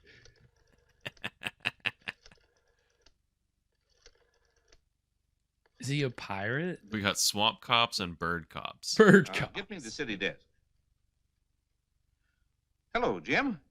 Yeah, about the Lawton girl. He just called me, too. Who saw her last around your office?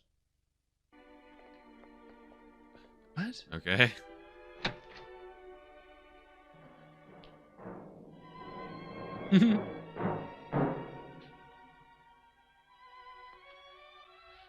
Don't be afraid of Lobo. He's as gentle as a kitten. To trade down here.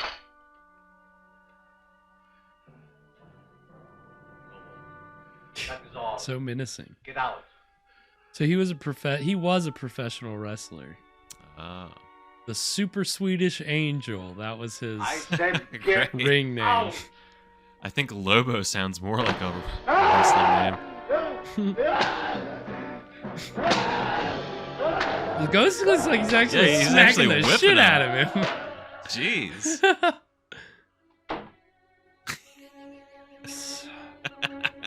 He had just taken his medicine right before that take, Yeah. so he was ready to go. You think Lugosi's the type to just whip somebody on set?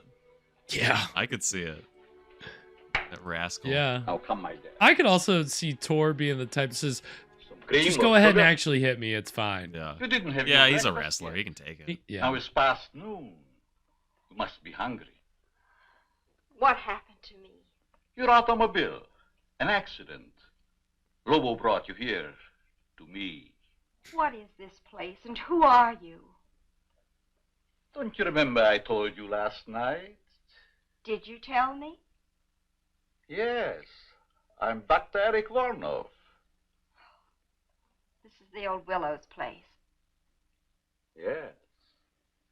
Finally, a close up. Finally, we get out of these How did you know? I checked our long real estate shots. file. Oh, A Dr. Eric Vornoff bought the Willow's place in November of 1948. You are a newspaper reporter, huh? Yes. My name seems to mean much to you. Well, actually, it wasn't your name I was interested in. Through the mysteries of Lake Marsh and the Willow's place being right on the lake, I looked in the files to see what happened to it. Your name was there as a purchaser. I thought perhaps you might have heard damn something it. about the monster. Oh, my dear Miss Lawton. God damn When paperwork. did I tell you my name? You didn't. But since you were unconscious, I took the liberty looking into your purse. You must have seen my press card. Yes, I did.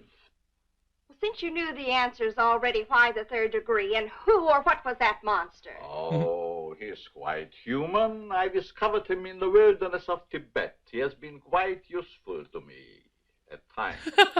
What? The wilderness of Tibet. I found him in the wilderness of Tibet and I brought him back with me. It's like a stray dog. Your tiring experience, I think we have Pretty talked much. too much. That's all Lobo's good for. I'm not the least bit tired. But you are tired.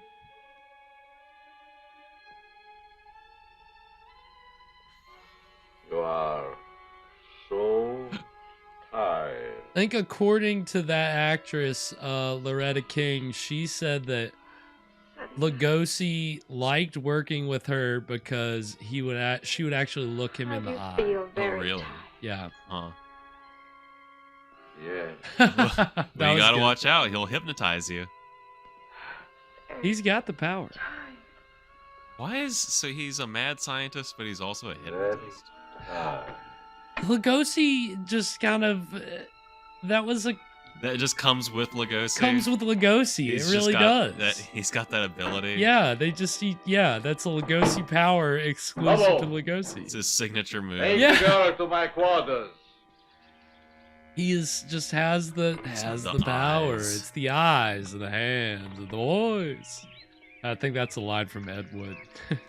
He's very upset and he's explaining to somebody why Dracula is such a more intricate role than Frankenstein. What's all the squeaking about? You got squeaky shoes? Squeaky door, I guess.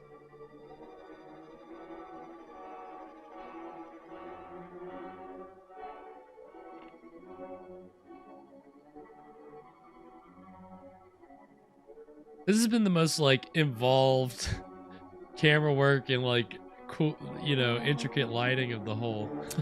Yeah, this is this really isn't that bad. Well, apparently this was all part of the stuff that was shot in the first couple days. And then they had to move studios, and that's why there's 2 of multiple crew positions because of the time in between. It started strong And then got more flat and rushed. But yeah, all the stuff in the hallway, in the living room of Voronoff's house, and the stuff in the police station, and the newspaper room stuff was all shot in the first few days. And then all the lab stuff was in the second week.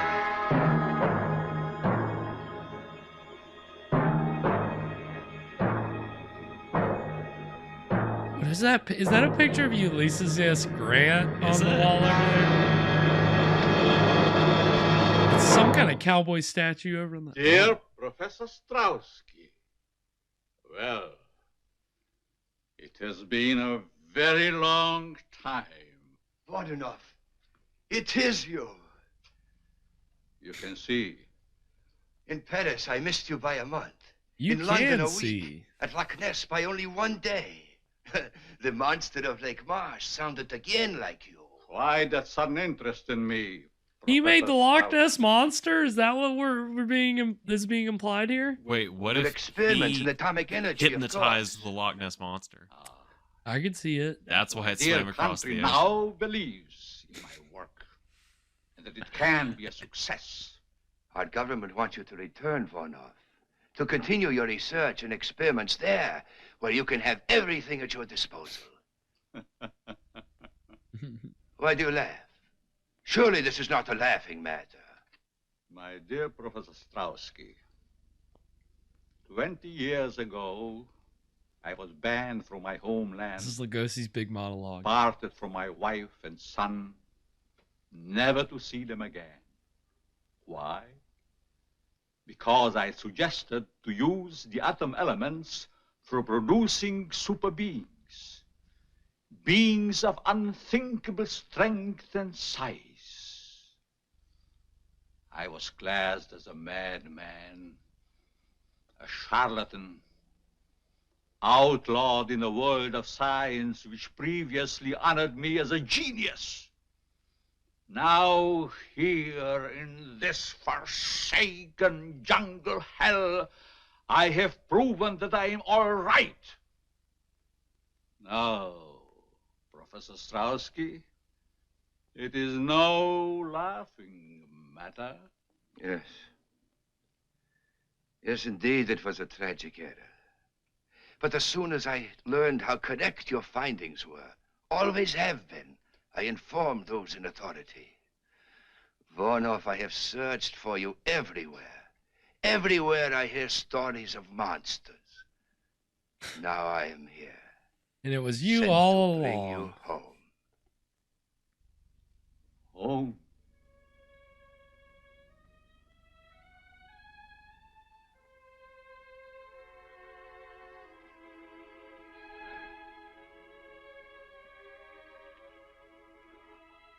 I have no home.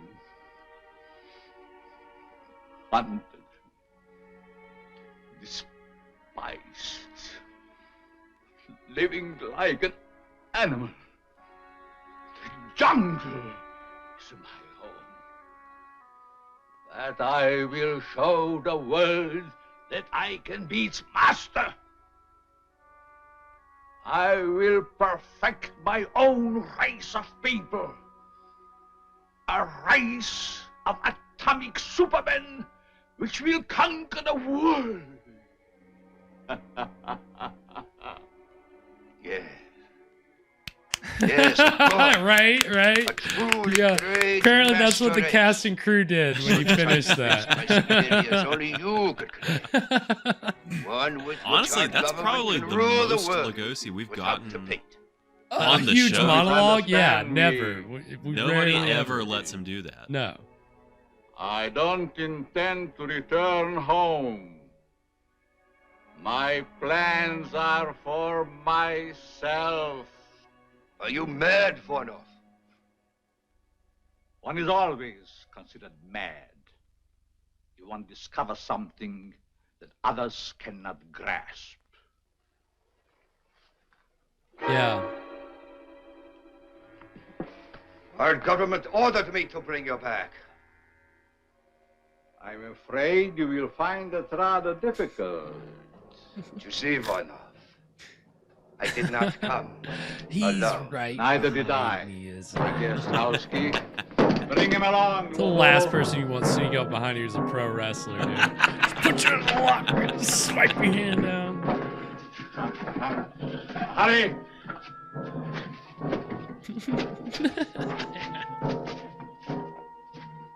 You're a fool, Vornov. You may kill me, but others will come. Silence. You'll never get away with it, Vornov. Vornov, no!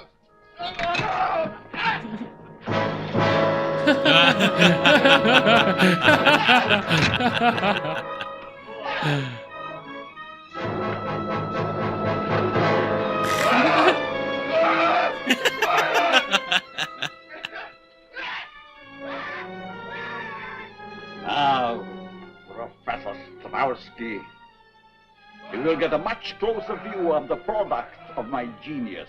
The alleged monster of Lake March.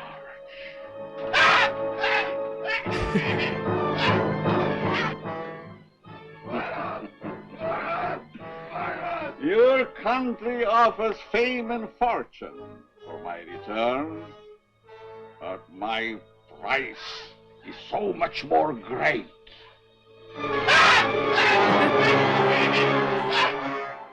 You will disappear, Professor Strowski, just as all the others have disappeared.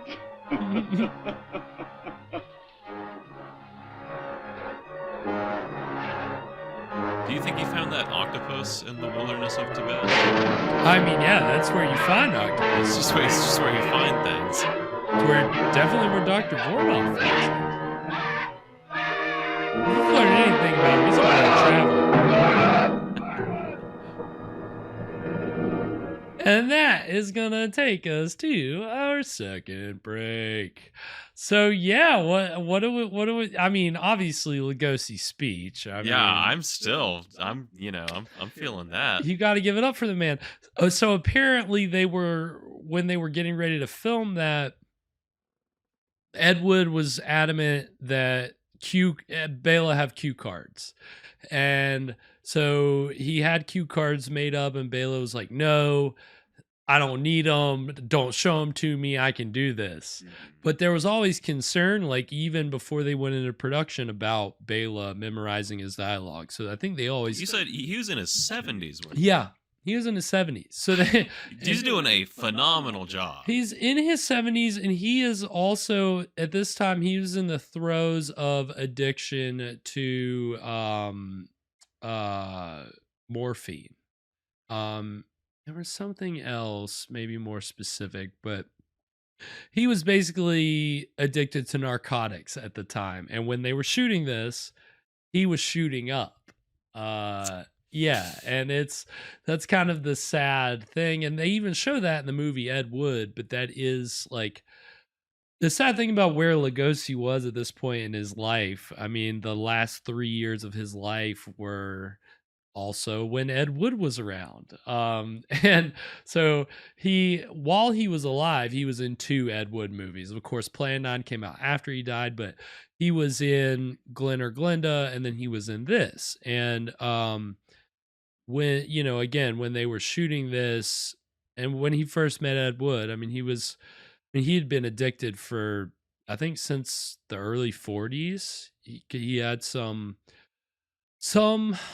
pain related to a war injury that he sustained in World War One, and it just bothered him throughout his life. And then a doctor prescribed him the drugs. He never got it on the black market, as he said in an interview. It was prescribed to him through a doctor, and so he always called it his medicine. And that's one of the stories that the guy who played Kelton the cop in this film told about the night they were out shooting in Griffith Park, and that's in the California, like it's in the Los Angeles area. And Lugosi was like, I need to go home and take my medicine. And Ed Wood let him go, and Paul Marco drove him back to his apartment, and he let Paul Marco in and was just very open about what he was doing. Like, went to a little back room, like put on like an apron, and was very surgical about everything, like sanitized, shot up, and then cleaned up, like sanitized everything, cleaned up. And Paul Marco is just sitting there in the living room watching all this go down. And meanwhile, like staring down at him is this giant oil painting of Lugosi that Lugosi had in his living room, which they show in Ed Wood. It's a great image in Ed Wood, but I always thought it was just an image. I didn't realize that was legitimately what Bela Lugosi had in his apartment. But he did. You gotta love that. I love an oil portrait of yourself. Like that yeah. It's him as Dracula, I believe. Of I course. believe that. No, maybe it was just him very fancily dressed up. Whatever it was, might as well be Dracula. Right? So yeah, I mean, he that was the thing. He shot up and then he went back, and I mean, they were shooting until like 1 a.m. in the park, and it was a cold, damp night apparently. So it wasn't like, again, like that's probably the only way he could get through it, is to be, doped up, heavily medicated. But that was kind of where he was at. And he was drinking a lot. He was drinking scotch was his drink of choice.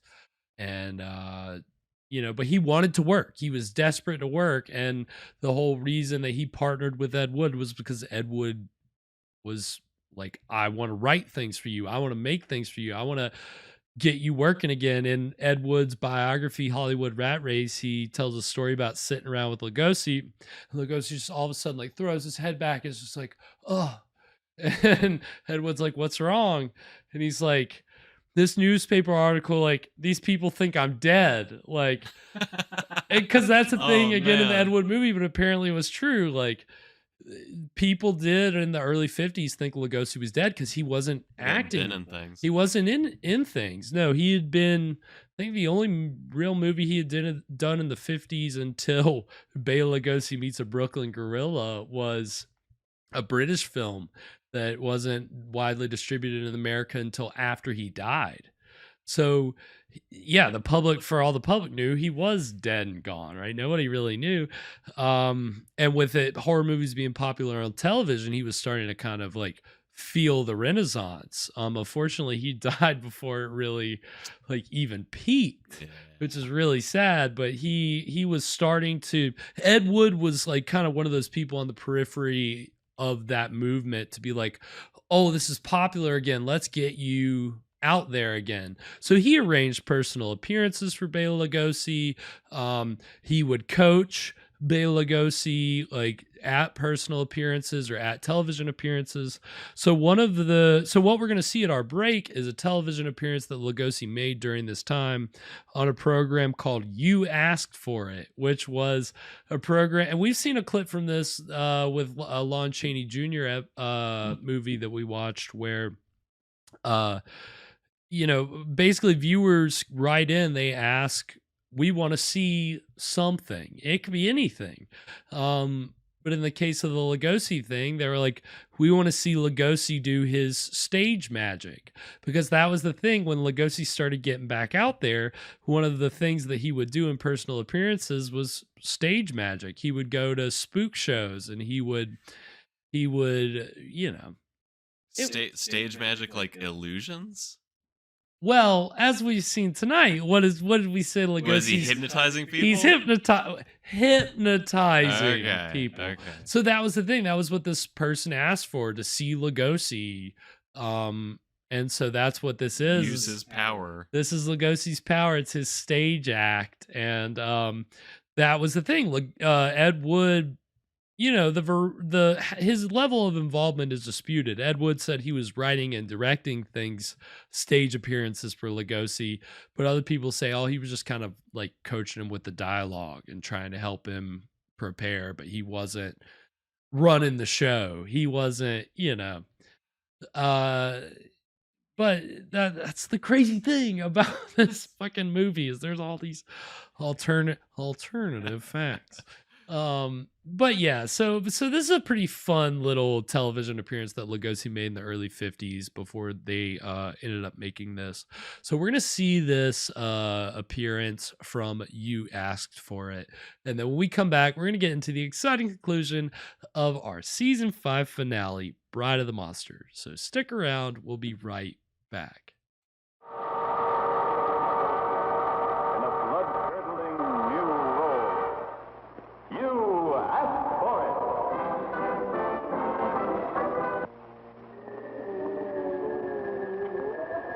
In the small villages nestled among the Transylvanian mountains is told a legend that on the hour of midnight, strange human-like creatures possessed by the devil himself would come out of their graves to claim the souls of innocents and turn them into vampire bats.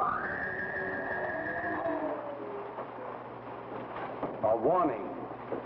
What you are about to see is not for the faint-hearted. However, a Mrs. Harriet Fraser of Springfield, Massachusetts, asked for it. She wrote, ever since seeing Dracula, I have been an ardent admirer of that fine character actor, Bela Lugosi. I have missed his unusual roles on the screen recently. Could you arrange for me to see him on your show, Mrs. Fraser? Mrs. Fraser, with a great deal of pride that we present to you now the great character actor, Bela Lugosi, in a television premiere of a new role, that of Master Illusionist. For you now, he presents that weird vampire bat illusion. You asked for it.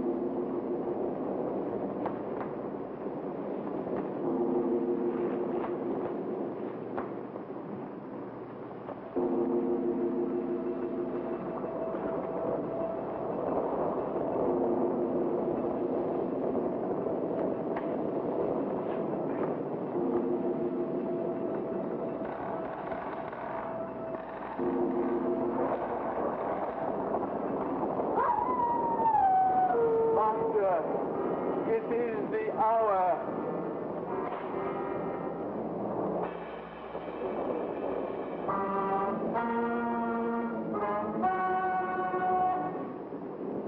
Go get the girl. The cabinet.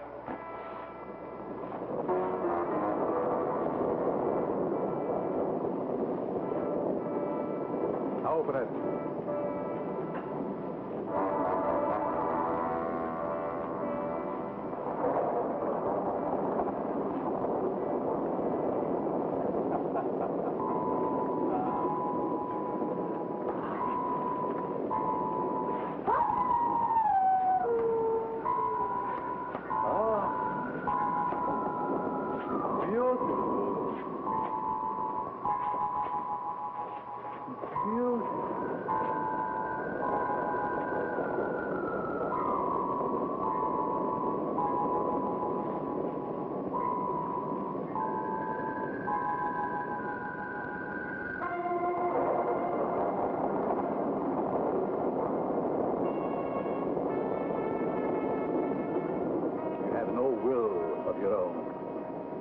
When you awake, you will not remember what I now say. You hear me? Yes, Master. From now on, you will carry out any suggestion that reaches you from my brain. Instantly, without question. When I will you to do a thing, it shall be done.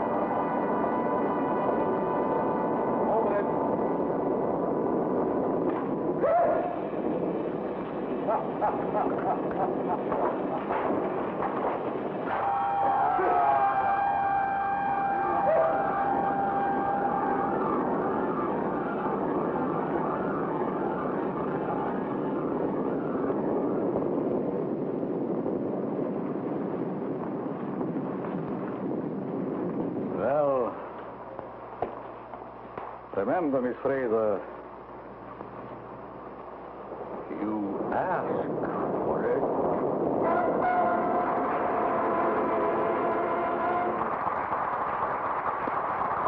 Yes, Mrs. Fraser, you asked for it.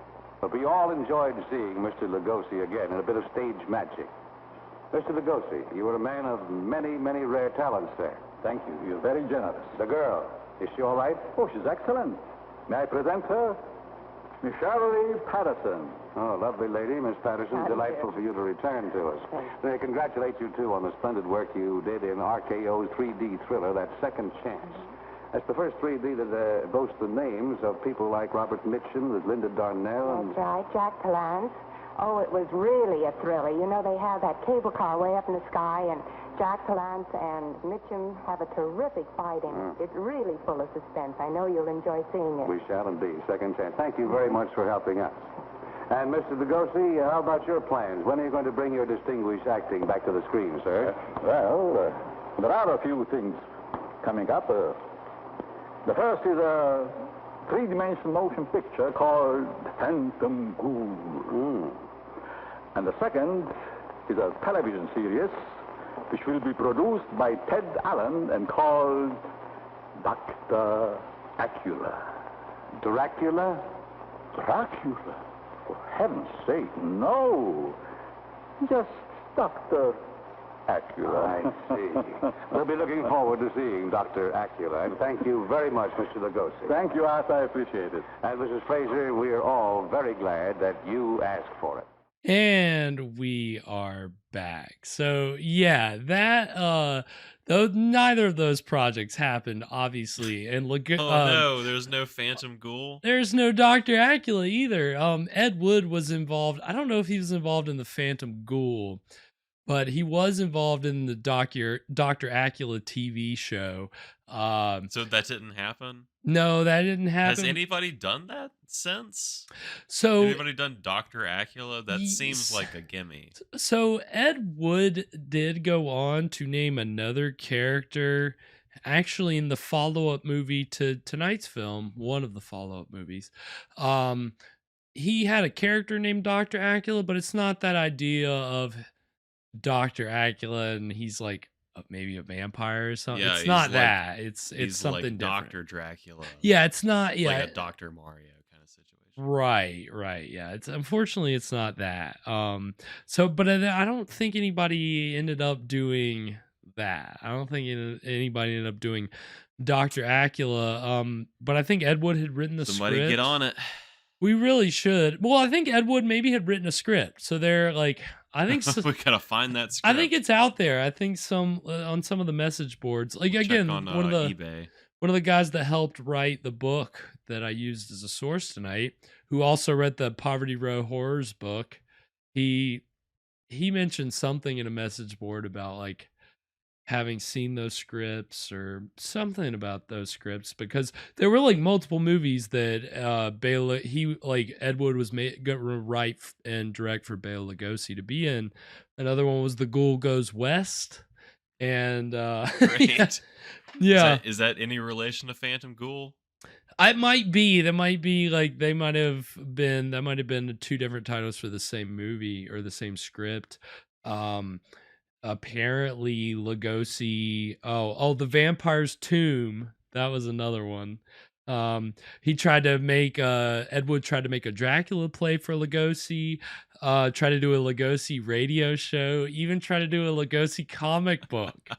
And none of it got off the ground. But he really was trying to help Lugosi get work. So he had all these projects, and again, the only Good things on him for trying. Yeah, the only things they ended up making were Glenn or Glinda and tonight's film, Bride of the Monster. Still, I mean, two movies. Still, and then he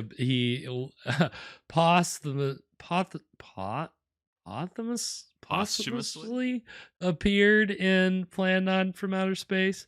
I guess he didn't really get paid for that one, though. No. Ed Wood just had some nuggets of film laying around and was able to just build a whole movie around them and say Lugosi was in it, and it worked. But I would only say that they really worked together. You decide. 2 times. Touche. Good question. That's a very good question. Yeah, I mean, and Ed Wood did apparently like help Lugosi with a stage show that Lugosi had in Las Vegas for 7 weeks at a place called the Silver Slipper. It was called the Bela Lugosi Review, and he was doing like comedic skits and what? Yeah. Oh my God. There's a script for one of the skits in this book for the Bride of the Monster like script that I've been using as a source. They like have all these other things, supplemental things at the end of the book, including like Lugosi's divorce papers, his death certificate, his will, like Sheesh. all this photocopy. What did he even have in his will? It wasn't much. I was surprised. He has a nephew I'd never heard of that he left a lot to, and then everything else he left to his son Bela Jr. And Bela Jr. is still alive, I believe. He is an attorney who's like very involved in like image licensing, Vampire law. Vampire law, right? He said that since you can't see a vampire in the mirror, then you should be able to trademark your father's image. And they said no. They took it straight to the Supreme Court. Well, the Supreme Court of California, and they said no.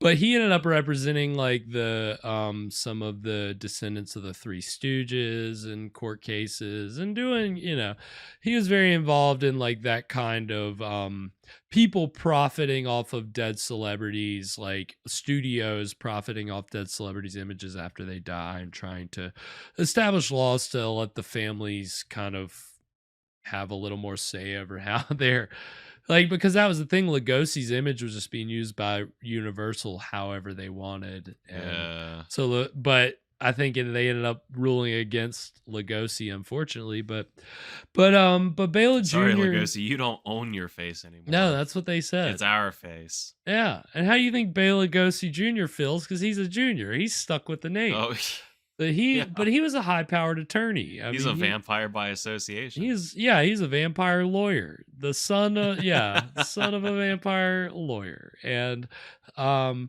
he did not like Ed Wood. He called I could understand. He called in that documentary I watched about Ed Wood, he called Ed Wood a user and a loser. It was very over dramatic. Like the whole documentary is very staged. So like that bit with Lugosi Jr., like that's how his interview opens. Ed Wood was a user and a loser. And it's like, oh my, he's not even that enthusiastic. He's very monotone. This is the worst storm yet. Yeah. They all sound like they're being directed by Ed Wood in that documentary. They actually try to be true to the Ed Wood style in that doc. But yeah, I mean, he apparently didn't like all that, and even when the movie Ed Wood came out, was very like on that tone about like, Ed Wood used my father when my father was in a vulnerable place, because Bela Lugosi, shortly after this film was made, had himself committed to the State Hospital of California to be treated for his drug addiction. Oh, and was there during the premiere of tonight's film. He was in the state. He voluntarily committed himself, saying, I've got a problem. I'm addicted to drugs and I need to be cured. That was always his word that he used. And when he got out of the hospital, he said, I'm cured. And it's sad because, I mean, again, he only died a few months after he got out of the hospital. He was and he was still drinking pretty heavily. He apparently died with a bottle of scotch by his bed. And Ed Wood said that one of Ed Wood's scripts was clutched in his hand, which was not true. Somebody else said it was at his bedside table. His wife at the time, his fifth wife, he had five. He ended up with 5 wives. She said, no, there was no script. What'd she say? She didn't say that's poppycock. She used some weird. That's horse feathers. That's horse what she feathers. Said. She said that's horse feathers. He just had a bottle. He just had a bottle by him. That's all I saw. Like, she's very kind of negative. They apparently didn't have a very good relationship. But but yeah. So Lugosi was just really like hard out at the end. He was not in a good place. So I understand why Bela Lugosi Jr. felt that way. But Bela Lugosi Jr. was at the premiere of Bride of the Monster because they held it as a benefit for Lugosi while he was in the hospital. They framed it as okay, we're trying to raise money since Lugosi's sick. We want to help him. Mm-hmm. So they turned the premiere into a whole thing. And they had Vampira come out and do like a promotional appearance. They wanted all these like celebrities and studio people to come out. Nobody showed up, and it didn't sell a lot, and it didn't end up going over so well. So it was sad. So but this movie ended up having a pretty fun distribution. But I'll talk about that at the end, because we are going to get into the exciting conclusion almost. It's been, recap. Bela Lugosi scientist is on the warpath. He is killing anybody that steps into his house, and the cops are on his trail. He has the reporter still? He does. He has the reporter. He's killed the pesky Dr. Strowski. And now the reporter's cop fiance and his partner are closing in. So big confrontation coming up. Hopefully. Hopefully. I mean, I've seen this movie a billion times. But Evan, I mean, what are you hoping for in the? I mean, I've already spoiled the fact that it ends with a big explosion, but otherwise, So what I want to know is what happened to the bride. Where's the bride? Where's the bride? What happened to the bride? Are we gonna find the? Are we gonna find the bride? I love it. I see that's back when it was still fresh. It was early and it was just that was a good bit. That was a good random bit. If you don't know what we're talking about, then you just need to start Always Sunny in Philadelphia from season 2, episode 1. You can check out season 1 after you've seen everything else, but you know. I've been taking I've been doing Duolingo in my free time. Oh, very cool. One of the practice questions that came up the other day translated to "It is always sunny in Philadelphia." Stop it. That's great. The algorithm is learning to you. It knows your interests, so it's trying to give you trying to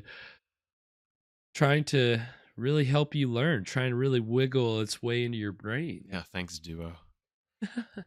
You better look out, man. They're gonna start it's gonna be like the Monty Python sketch with the dirty Hungarian phrase book. They're gonna start sneaking in some dirty words. Sneaking in some dirty phrases. You say, "Oh yeah, how do I find the nearest bathroom?" And then you get slapped in the face because the bonus level. Right. It happens. So yeah, we'll see. I mean, what do you? Well, we know how it ends because you told us. I've said explosion, but is there anything else? How do we get there? How do we get to an explosion? Are they're gonna blow up the lab? Is that neon light machine gonna? Oh, I'll be honest. I kind of was like scanning over it today, and I scanned over the end, and I even cannot tell you how it ends with the explosion. To be honest, maybe I'll understand actually listening to because I wasn't really listening to it. I was just kind of scanning. Maybe we'll get some some logic filled in. But all right, well we'll see what the logic could be. That's the exciting part. How will we get there? Well, with Ed Wood, logic, you know. What's 30%. Your over under on will this make any sense? I think you can give it a pretty solid under that it makes sense.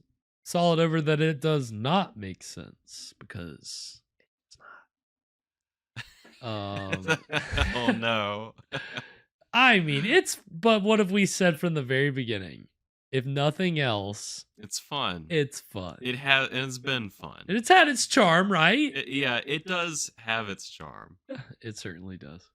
Well, on that note, we're going to go ahead and get into the exciting conclusion of Bride of the Monster right now.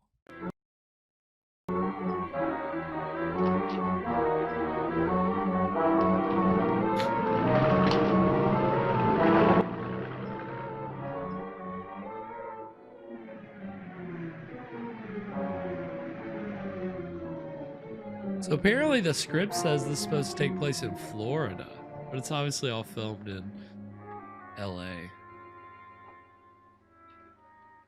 It's a rental car. Think it's the one Strowski used? I'd make book it is. It's getting dark now. Go what? You take the car and go down to the beach. I'll make go book? Through the swamp to the old Willows place. Okay.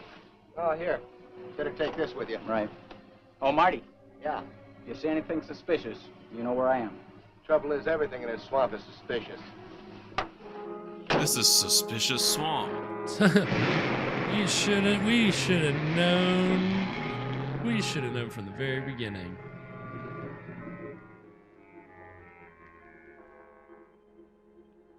You don't go slumming around in suspicious swamp. This guy looks suspicious. Yeah, with the trench coat. Traipsing around the swamp in a freaking trench coat. Again, he has not been dressed for the swamp from the jump. I think if I, for whatever reason was in the swamp and I saw this guy, I would react as if I had seen Bigfoot. Oh my God, did you see that? What the hell is that? Oh shit. He's gonna shoot it? Yeah, why not, bro? Oh my God.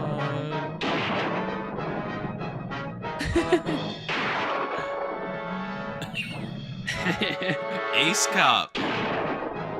What is he shooting like far apart for, isn't it?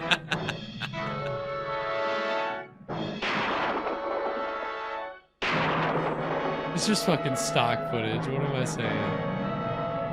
Is he in quicksand? I think so. I think he's supposed to be, yeah. Quicksand. Yep. But you can't see it because it was some kind of quicksand trap. There was all this brush over it. They put these leaves on this place.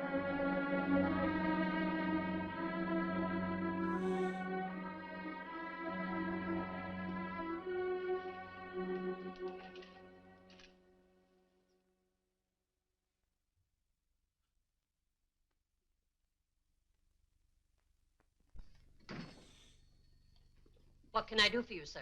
Captain Robbins. Homicide. Why, Captain, I haven't murdered anyone in a month of Sundays. Yeah, you hold those scissors with a lot of conviction. Just like a policeman, no sense of humor. I really Yes, thought he she was stepped going to by walk in with the bird on his shoulder. Well, not to the second. It's in his pocket. Came in around 2 It's and under his left around hat. 3:30. And again, that isn't so late, is it? What she want? She was looking for information. That I'm sure of. Do you happen to know what that information was? Well, sure. Well, Just shitting all over the What back we of his play head. games? I didn't know we were. What was Miss Lawton looking for in the file?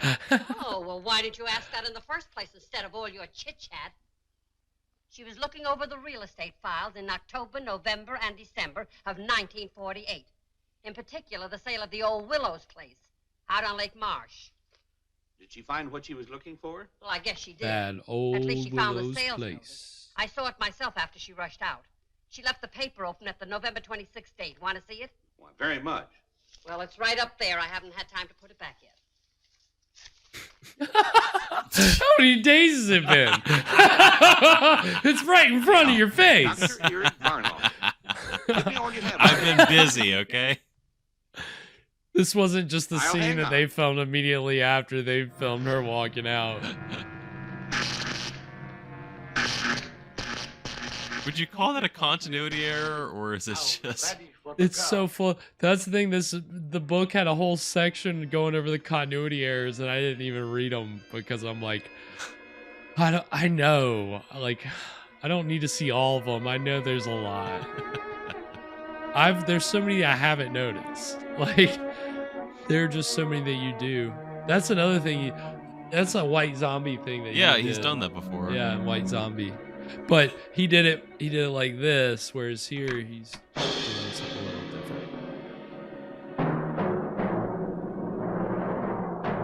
different. He's feeling the Angora. Did you see that? Yeah. Here's your bride. Ah. Here comes the bride.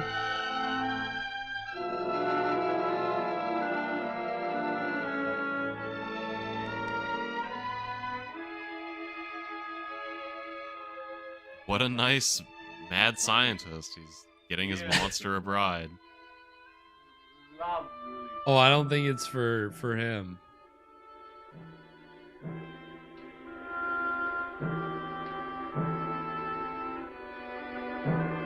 Who's the real monster?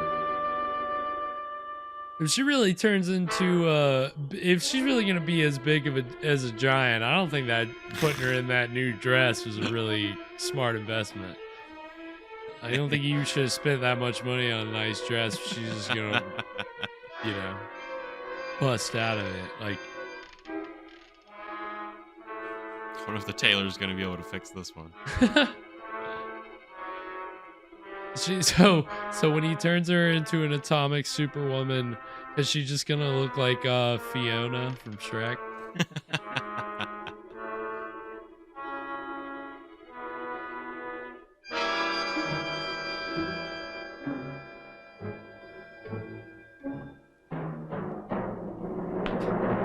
Strap her to the table. The timpani drums. Yeah, Do as I command you. There was a whole section on the score I didn't have time to read, but it was about the title of it was about the timpanis. I command you.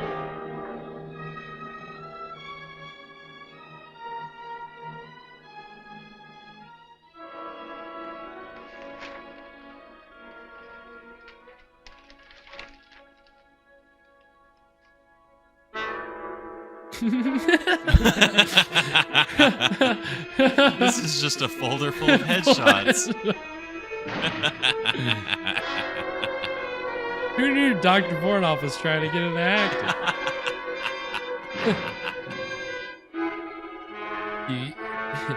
His agent was clearly not doing a good job.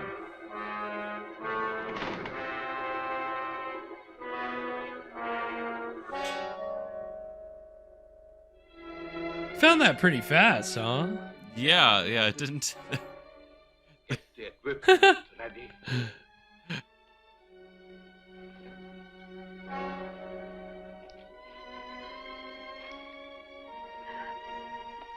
Having a secret door isn't all it's cracked up to be.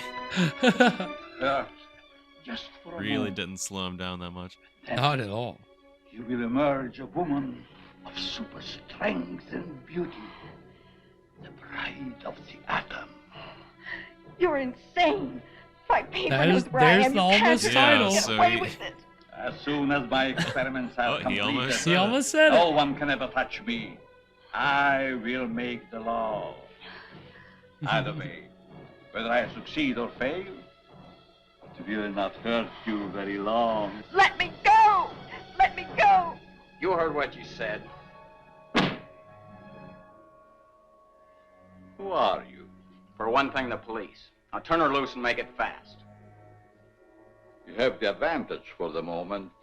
Stop talking and turn her loose.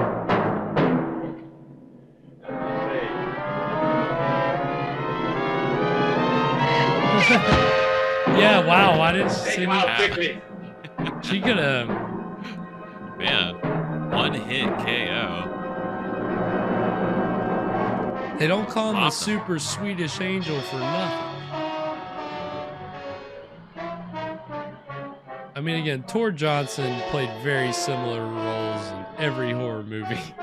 He's just a big wrestler guy. A big, destructive force of nature, innocent monster usually.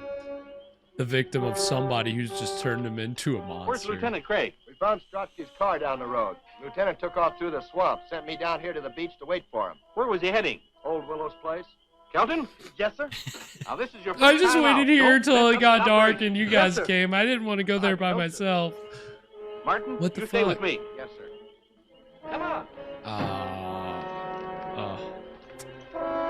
I almost made a very off-colored joke. I'm glad. I'm glad I'm sure my I'll say experiments on the young lady will interest She's gonna you. make a I'll lend crack you a about the hand. ineffectiveness of the police in this movie, There are much more comparing their important ineffectiveness to other police in dire situations in real life. But it's a little dark. This is Florida, not Texas.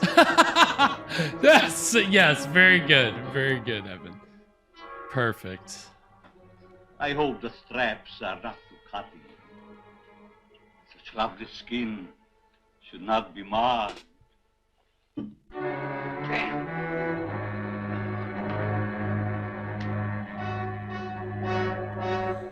I think that giant octopus is gonna save the day. It's gonna come crashing through the wall. Oh my god, that would be amazing. Octopuses are smart, right? Yeah, they have brains. They have So big maybe a ones. giant octopus is like giant smart, like very smart.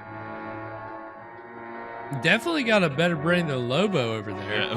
Yeah. For sure. And Tony, for that matter. Or, sorry, Dick Craig. Dick Craig. Lieutenant- Ace Ah! Oh god. The Angora snapped him out of it. Stop, I command. I command you.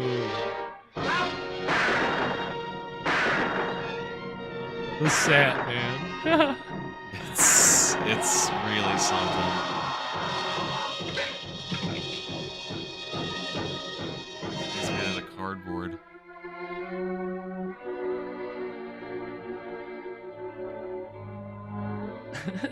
Classic good stunt double move. Cover that face. Don't let him see. Don't let him see me. He just moved.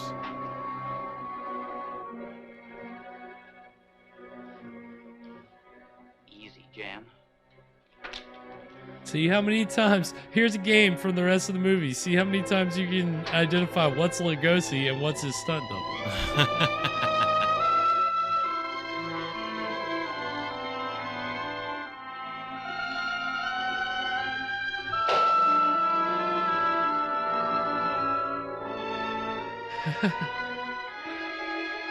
He's just, you know, as Lugosi said, he's as gentle as a kitten. I wouldn't want to see him holding a kitten, though. I feel like he wouldn't be gentle with it. I feel like he would accidentally kill it. Yeah, I've seen that one before.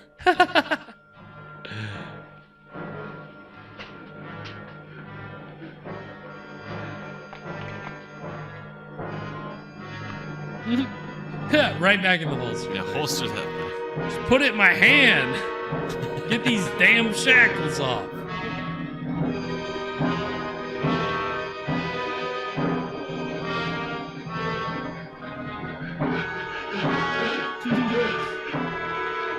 You're good. We can't see his face. You're good. Keep going.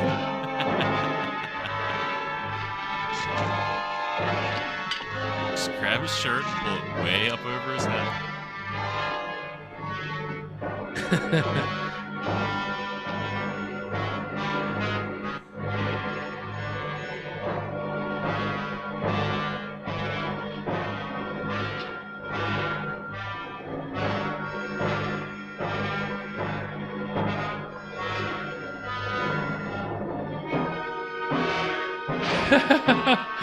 I love Lobo. Lobo's been taking it in. He's been absorbing every one of Dr. Voronov's methods. Yeah, he thought he wasn't paying attention.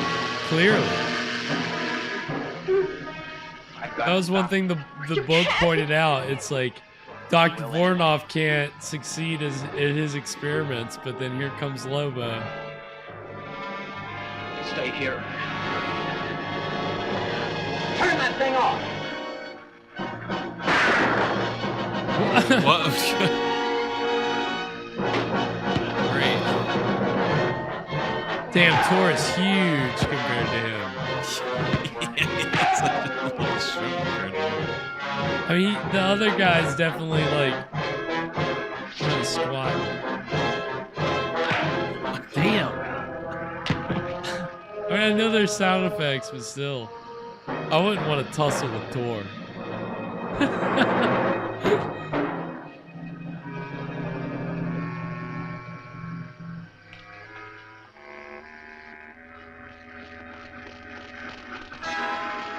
The real kicker is if Tor succeeds, it turns Lugosi into an atomic Superman. That I would love if it ended like that. That would be something to behold.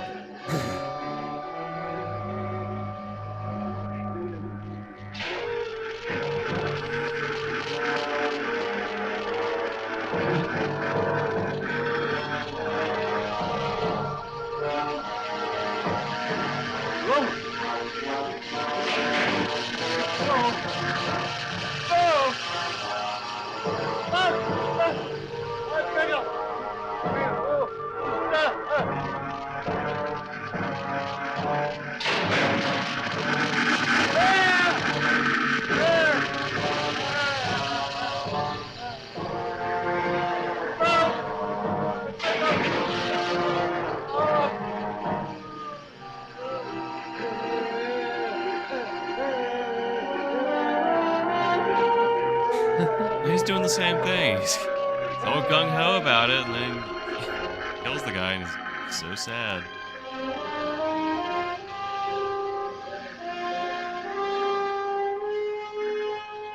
Did he flip the big switch? Yeah, I guess he did. Kelton, you station yourself here. 2 minutes around the house.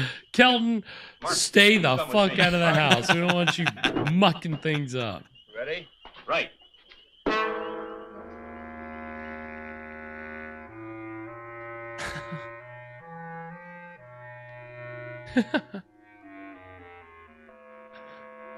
Yep, boys, walk around the space, explore the space. That's right.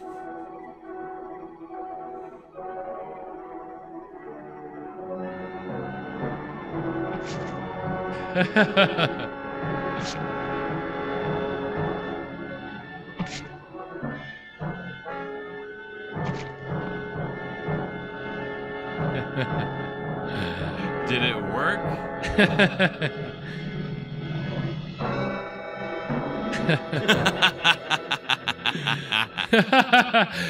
Yes, it yes. did, Evan. Oh my god. He's huge. I mean, you know, Tor's still pretty big, but it looks like, is it two people in a trench coat? Oh my god! I think he's wearing giant, look at him, he's wearing giant platforms. Okay. And a wig to make him look like Lugosi.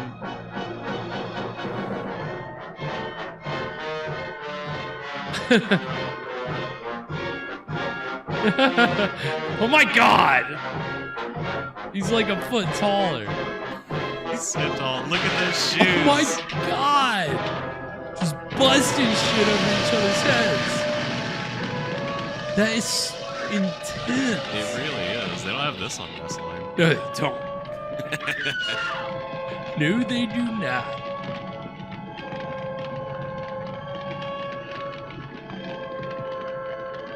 Yeah, get out of there, lunkhead.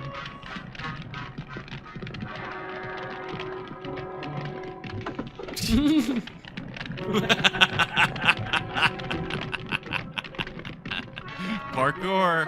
The place is on fire. Let's get out of here before we get Hardcore parkour.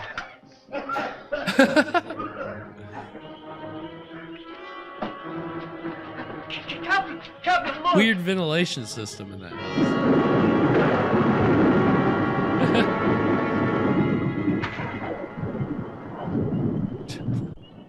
Was that a dummy? Well, whatever it is, get it. Oh, wait a minute. Here comes Dick.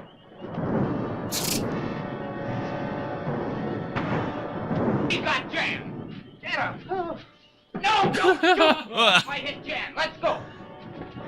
Oh, now all of a sudden she's Jan now? So while they were running out of the house, she said, I'd like to be called Jan now. Give me a gun.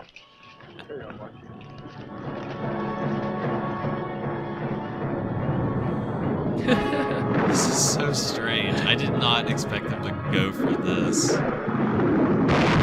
I love they actually got Lugosi in some makeup. Yeah? I think this was the stuff they filmed in the park with Lugosi where he shot up that night, I guess. Because he wasn't... Oh, wait. Now get on up over that ledge. Get up over on top of it. We'll see. You'll see. Oh, stop the chatter and get in action.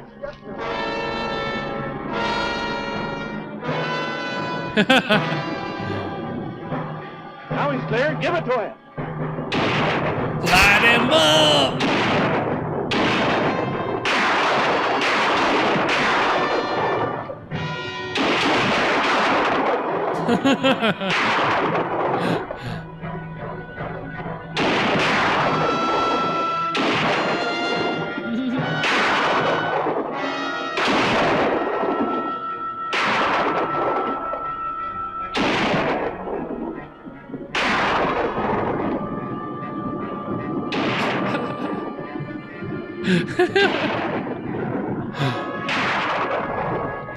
When I say paper, you say mache. Paper, mache, paper, mache. Just like Indiana Jones. What on earth is he doing? Kelton, classic Kelton.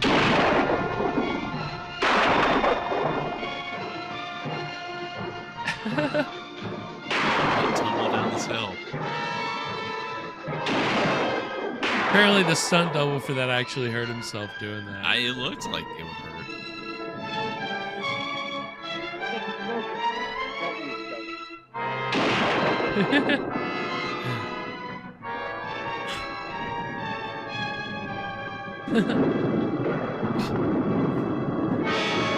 Oh my god.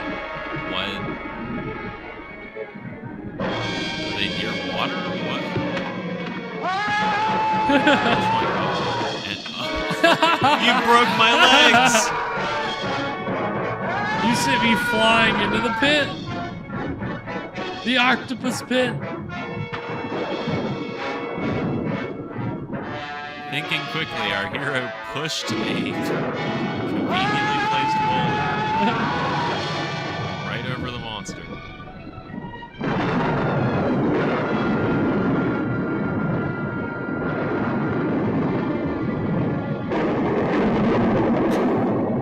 There it is. Not quite, Evan. What? I'm sorry. What? I'm sorry. What? Look.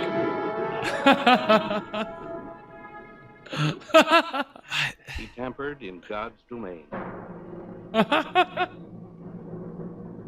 That boulder knocked him pretty far away. I love how though you just see him fall right there, and then all of a sudden he's in the octopus pit. He just flies. He's like, oh, and then you didn't see it, but I rolled in here. I rolled a mile away, so it's like huge mushroom cloud in the distance.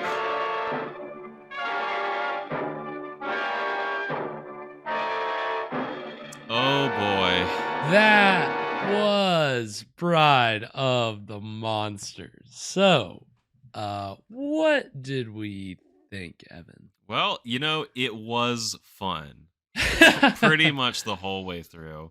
Right? I mean, really, like it always was moving around. Like, yeah, they cover a lot of ground. I'll say I was pretty pleasantly surprised. It's better than I was expecting. With the ending? Well, just in the whole thing. I mean, after I haven't seen this one, but I've seen Plan 9. Right. And like comparing the two, it helps that there was a little bit of money that went into this one.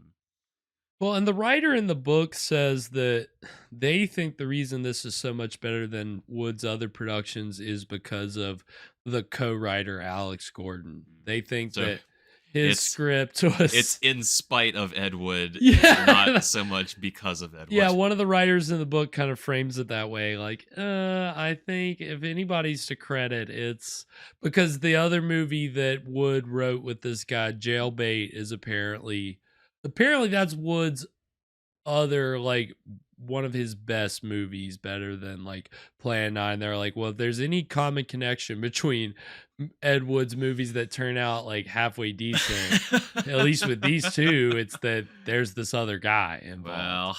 Well, but here, I mean, yeah, he definitely fell out, and Ed Wood ended up like selling his rights to the film entirely and all his like profit sharing because he couldn't pay the lab fees, and so in order to actually get it out of the lab and get it distributed, he sold his share to Sam Arkoff, who ended up founding AIP, which was the big studio that Roger Corman worked for in the 60s.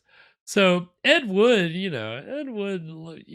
that guy kind of took advantage of him a little bit because he knew Ed Wood was hard up for money. And he said in the book, they interviewed him about it. He was like, look, like if Ed Wood wasn't known to be kind of a loose cannon, sure, I would have hired him to make movies for AIP, but he had a reputation, and like he just always kind of like there was trouble that followed him. He was always like having problems. And so that was kind of Ed Wood's like reputation. Like it just kind of stuck with him. But I mean, tonight's film really is probably the most realized thing that he made, and the most fun thing. Yeah, I mean, the fact that like the way that it has some structure in that, like the first thing it shows you up top is the crazy stuff going on around Dr. Voronoff's house and Dr. Voronoff. Yeah, and it's a pretty decent setup. It gives you all that, and then it gives you here's like the plot. Here's here's the reporter, and here's the law, Yeah, and here's every it's simple enough to understand. right. Pretty Yeah, straightforward. and it brings it together, and it's very straightforward, very simple. And then the ending is just it does. You don't expect. I know the first time I watched it, I certainly didn't expect Lugosi to be turned into a Superman. Yeah, what? That was so crazy. Yeah, but I mean, when you think about it, if anybody could appreciate the fact that Lugosi's greatest roles are like as a monster himself, not just a mad doctor.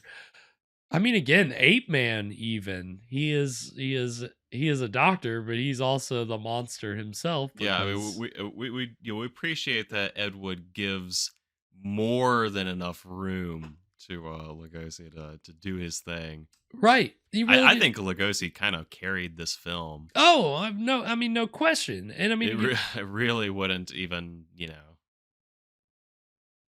mean, without him, it just wouldn't really be much. No.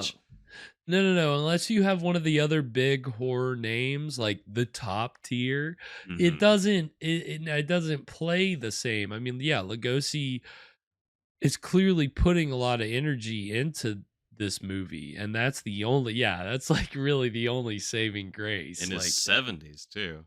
Yeah, I mean, he was really hard out. Like, he was not doing good. You said that so was this his last like film he acted in? So this was the last film that he starred in, and then he did The Black Sleep, which was the mute butler. Oh, right. role. Okay. And then so this was kind of his swan song. Pretty much. Yeah. I mean, this was his opportunity to kind of like kind of reclaim again, kind of start riding the wave of horror fandom that was beginning to blow up.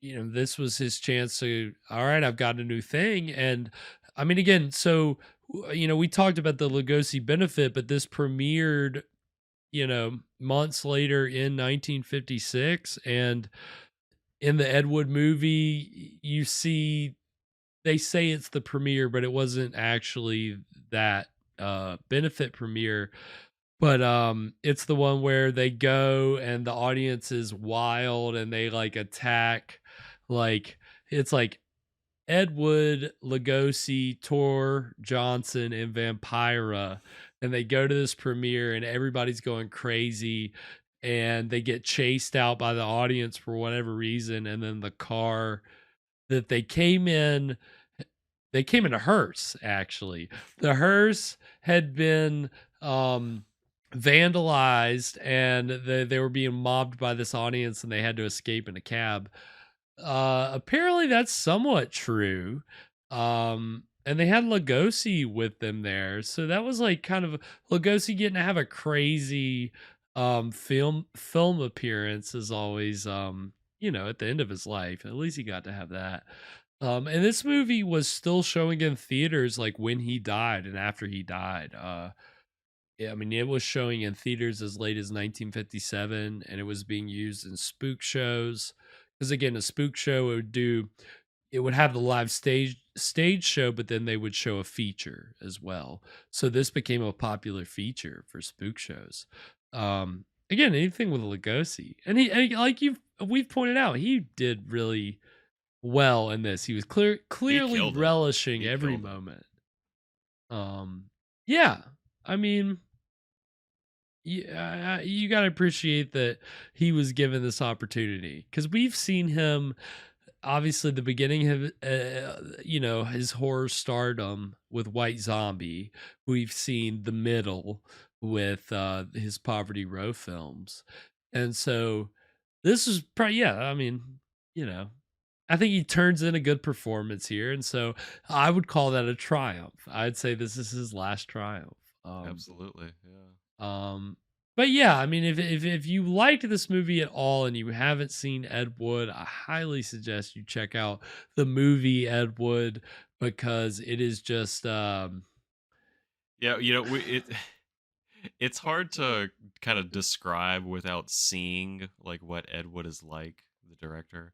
Right. And we've said so much tonight, he's such a character, he's so eccentric and stuff, but like you get a better idea of that when you see that movie. The movie really puts the idea of him as an optimistic, um, totally determined filmmaker front and center. Like that is Johnny Depp's whole portrayal is just the most positive, motivated, um character. And we've talked about tonight, obviously Ed Wood was a little more complicated than that. He was, and I mean you know his problems were much more serious than that documentary I watched. It's so ridiculous when people are talking about the fact that he was a cross dresser, because they go to great pains to be like, and he was totally straight and he liked the ladies and he didn't like everybody. And it's just like, okay, Yeah, like, it's gotta be. sure, like we get it, whatever. But like, it's such the funny thing about that documentary is that you just realize Ed Wood was such a unique character operating in an old school world. And unfortunately the alcoholism was really what did him in, and that was what really, I think, kind of soured things. But you don't see that in the movie Ed Wood. They kind of put that to the side. I read that towards the end he was having his paychecks mailed to the liquor store. I read that too. Yeah. That's sad. It is sad. Apparently, you lived in a bad neighborhood and would get mugged on his way to the liquor store. So he just started having the checks sent there, so the money would be there, so he wouldn't have to bring money with him. I've been using the ABC as a bank. Yeah, pretty much. Smart man. He had it figured out. Sounds like a Seinfeld bit. Oof. I mean, it really does, honestly. If it wasn't so sad, it would be hilarious. It'd be perfect Seinfeld fodder. But yeah, I mean, Ed Wood, like, the end of his life was really, it was rough. And I mean, again, I've had renewed hope when I saw that there's rumors that he helped direct the movie. What was it? Mountain Chainsaw Massacre. It was something. It was a thing that they got footage of Christopher Lee and tacked it. We saw the trailer for it. Yeah. They tacked on the Christopher Lee footage at the beginning and the end, but it was this whole other movie, and it was rumored that Ed Wood helped make that. And I didn't know or read about that till recently. So that gave me some renewed hope that, maybe Ed Wood got one last horror movie in the mid 70s, because again, we saw the trailer for The Sinister Urge. That was 1960. He was done making horror movies after this. The one real last horror movie that he did was actually a sequel to this. And obviously Plan 9 is a sequel in the fact that it's part of the Celt and the Cop trilogy. And that Celt and the Cop is the through line for the Bride of the Monster, Plan 9, and then what is really the true sequel to Bride of the Monster, Night of the Ghouls.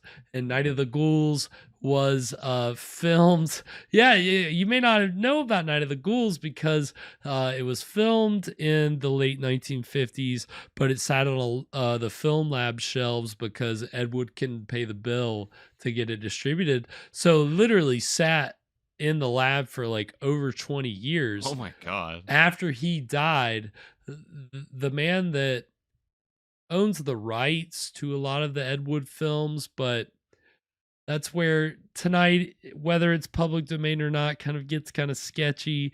But this man, Wade Williams, he has the rights, but Wade Williams was the guy that kind of like also has a lot of Ed Wood memorabilia and a lot of Ed Wood other things. And he kind of I don't know, he's an interesting character, but I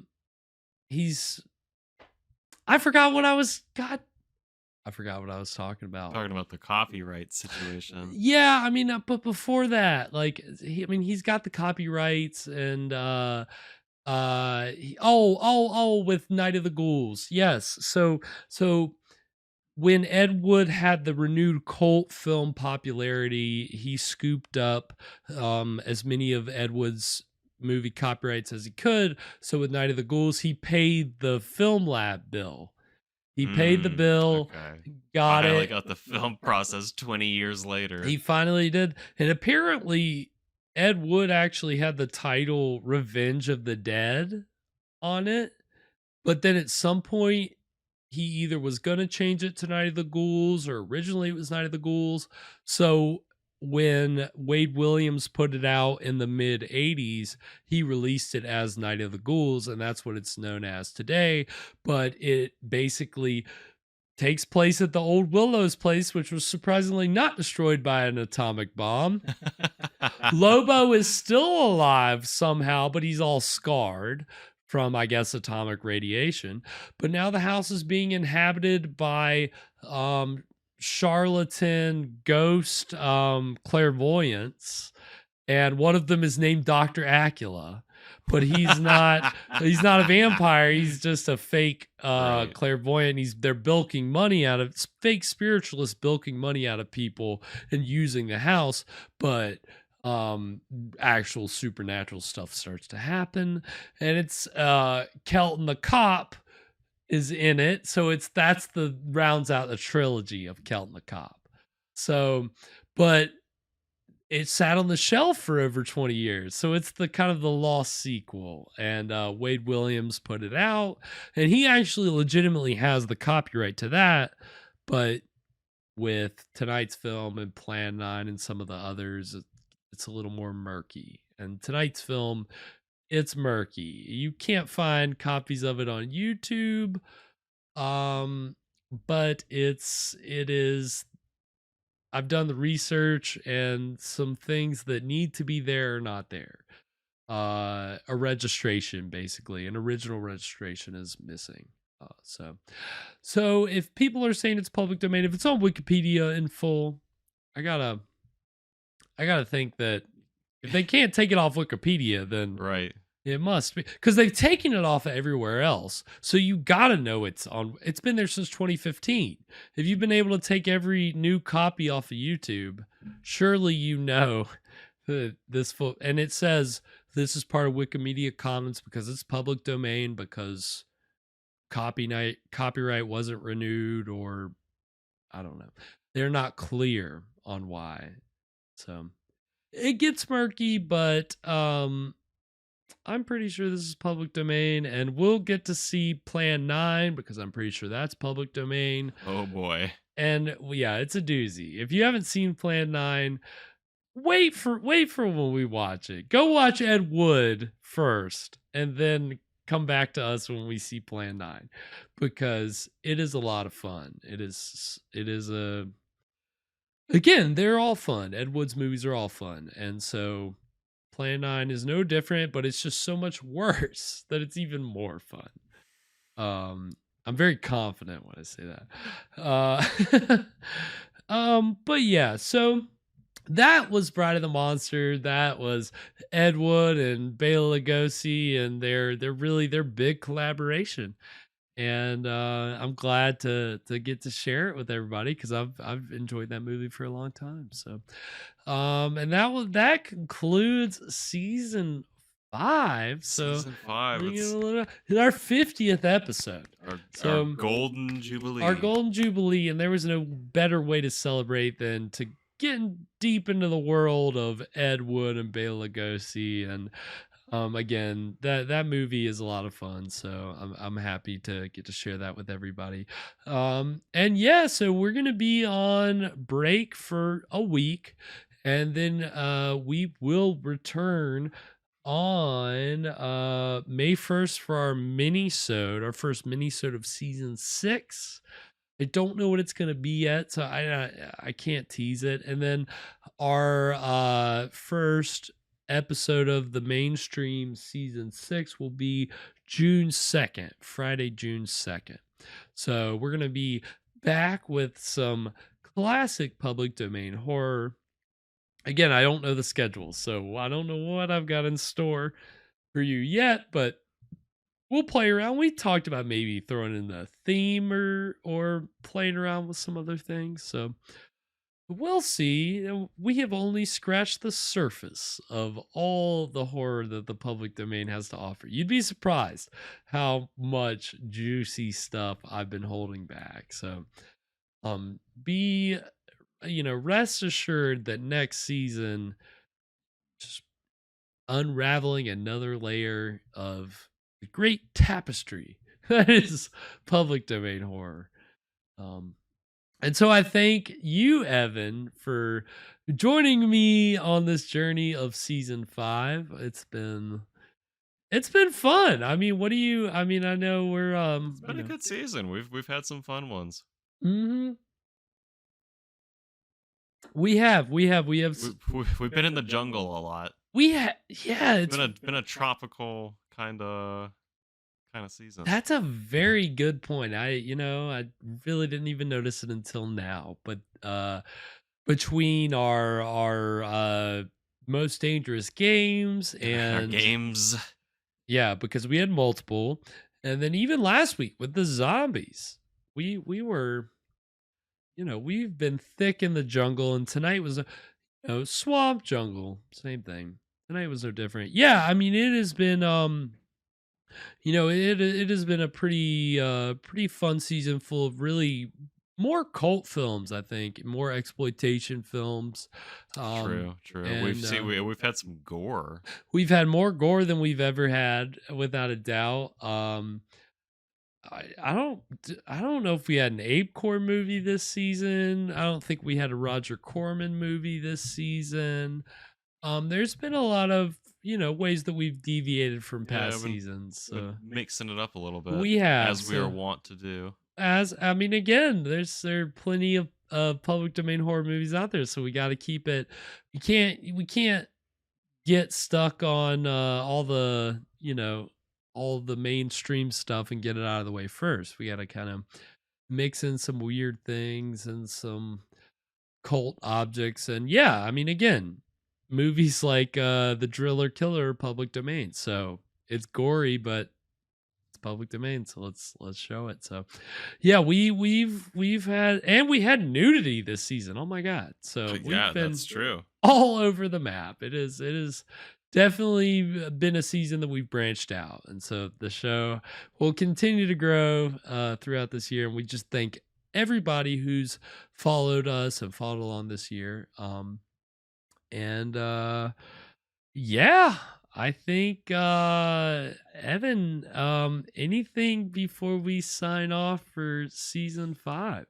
So bad news, Swamp Cops is already taken. We got beat by Lego. Damn it. God damn it, Lego. We should have known.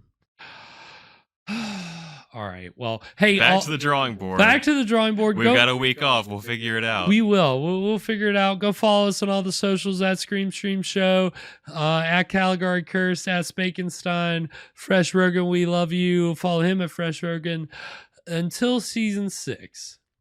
Sweet screams, everybody. And to all, a good fright.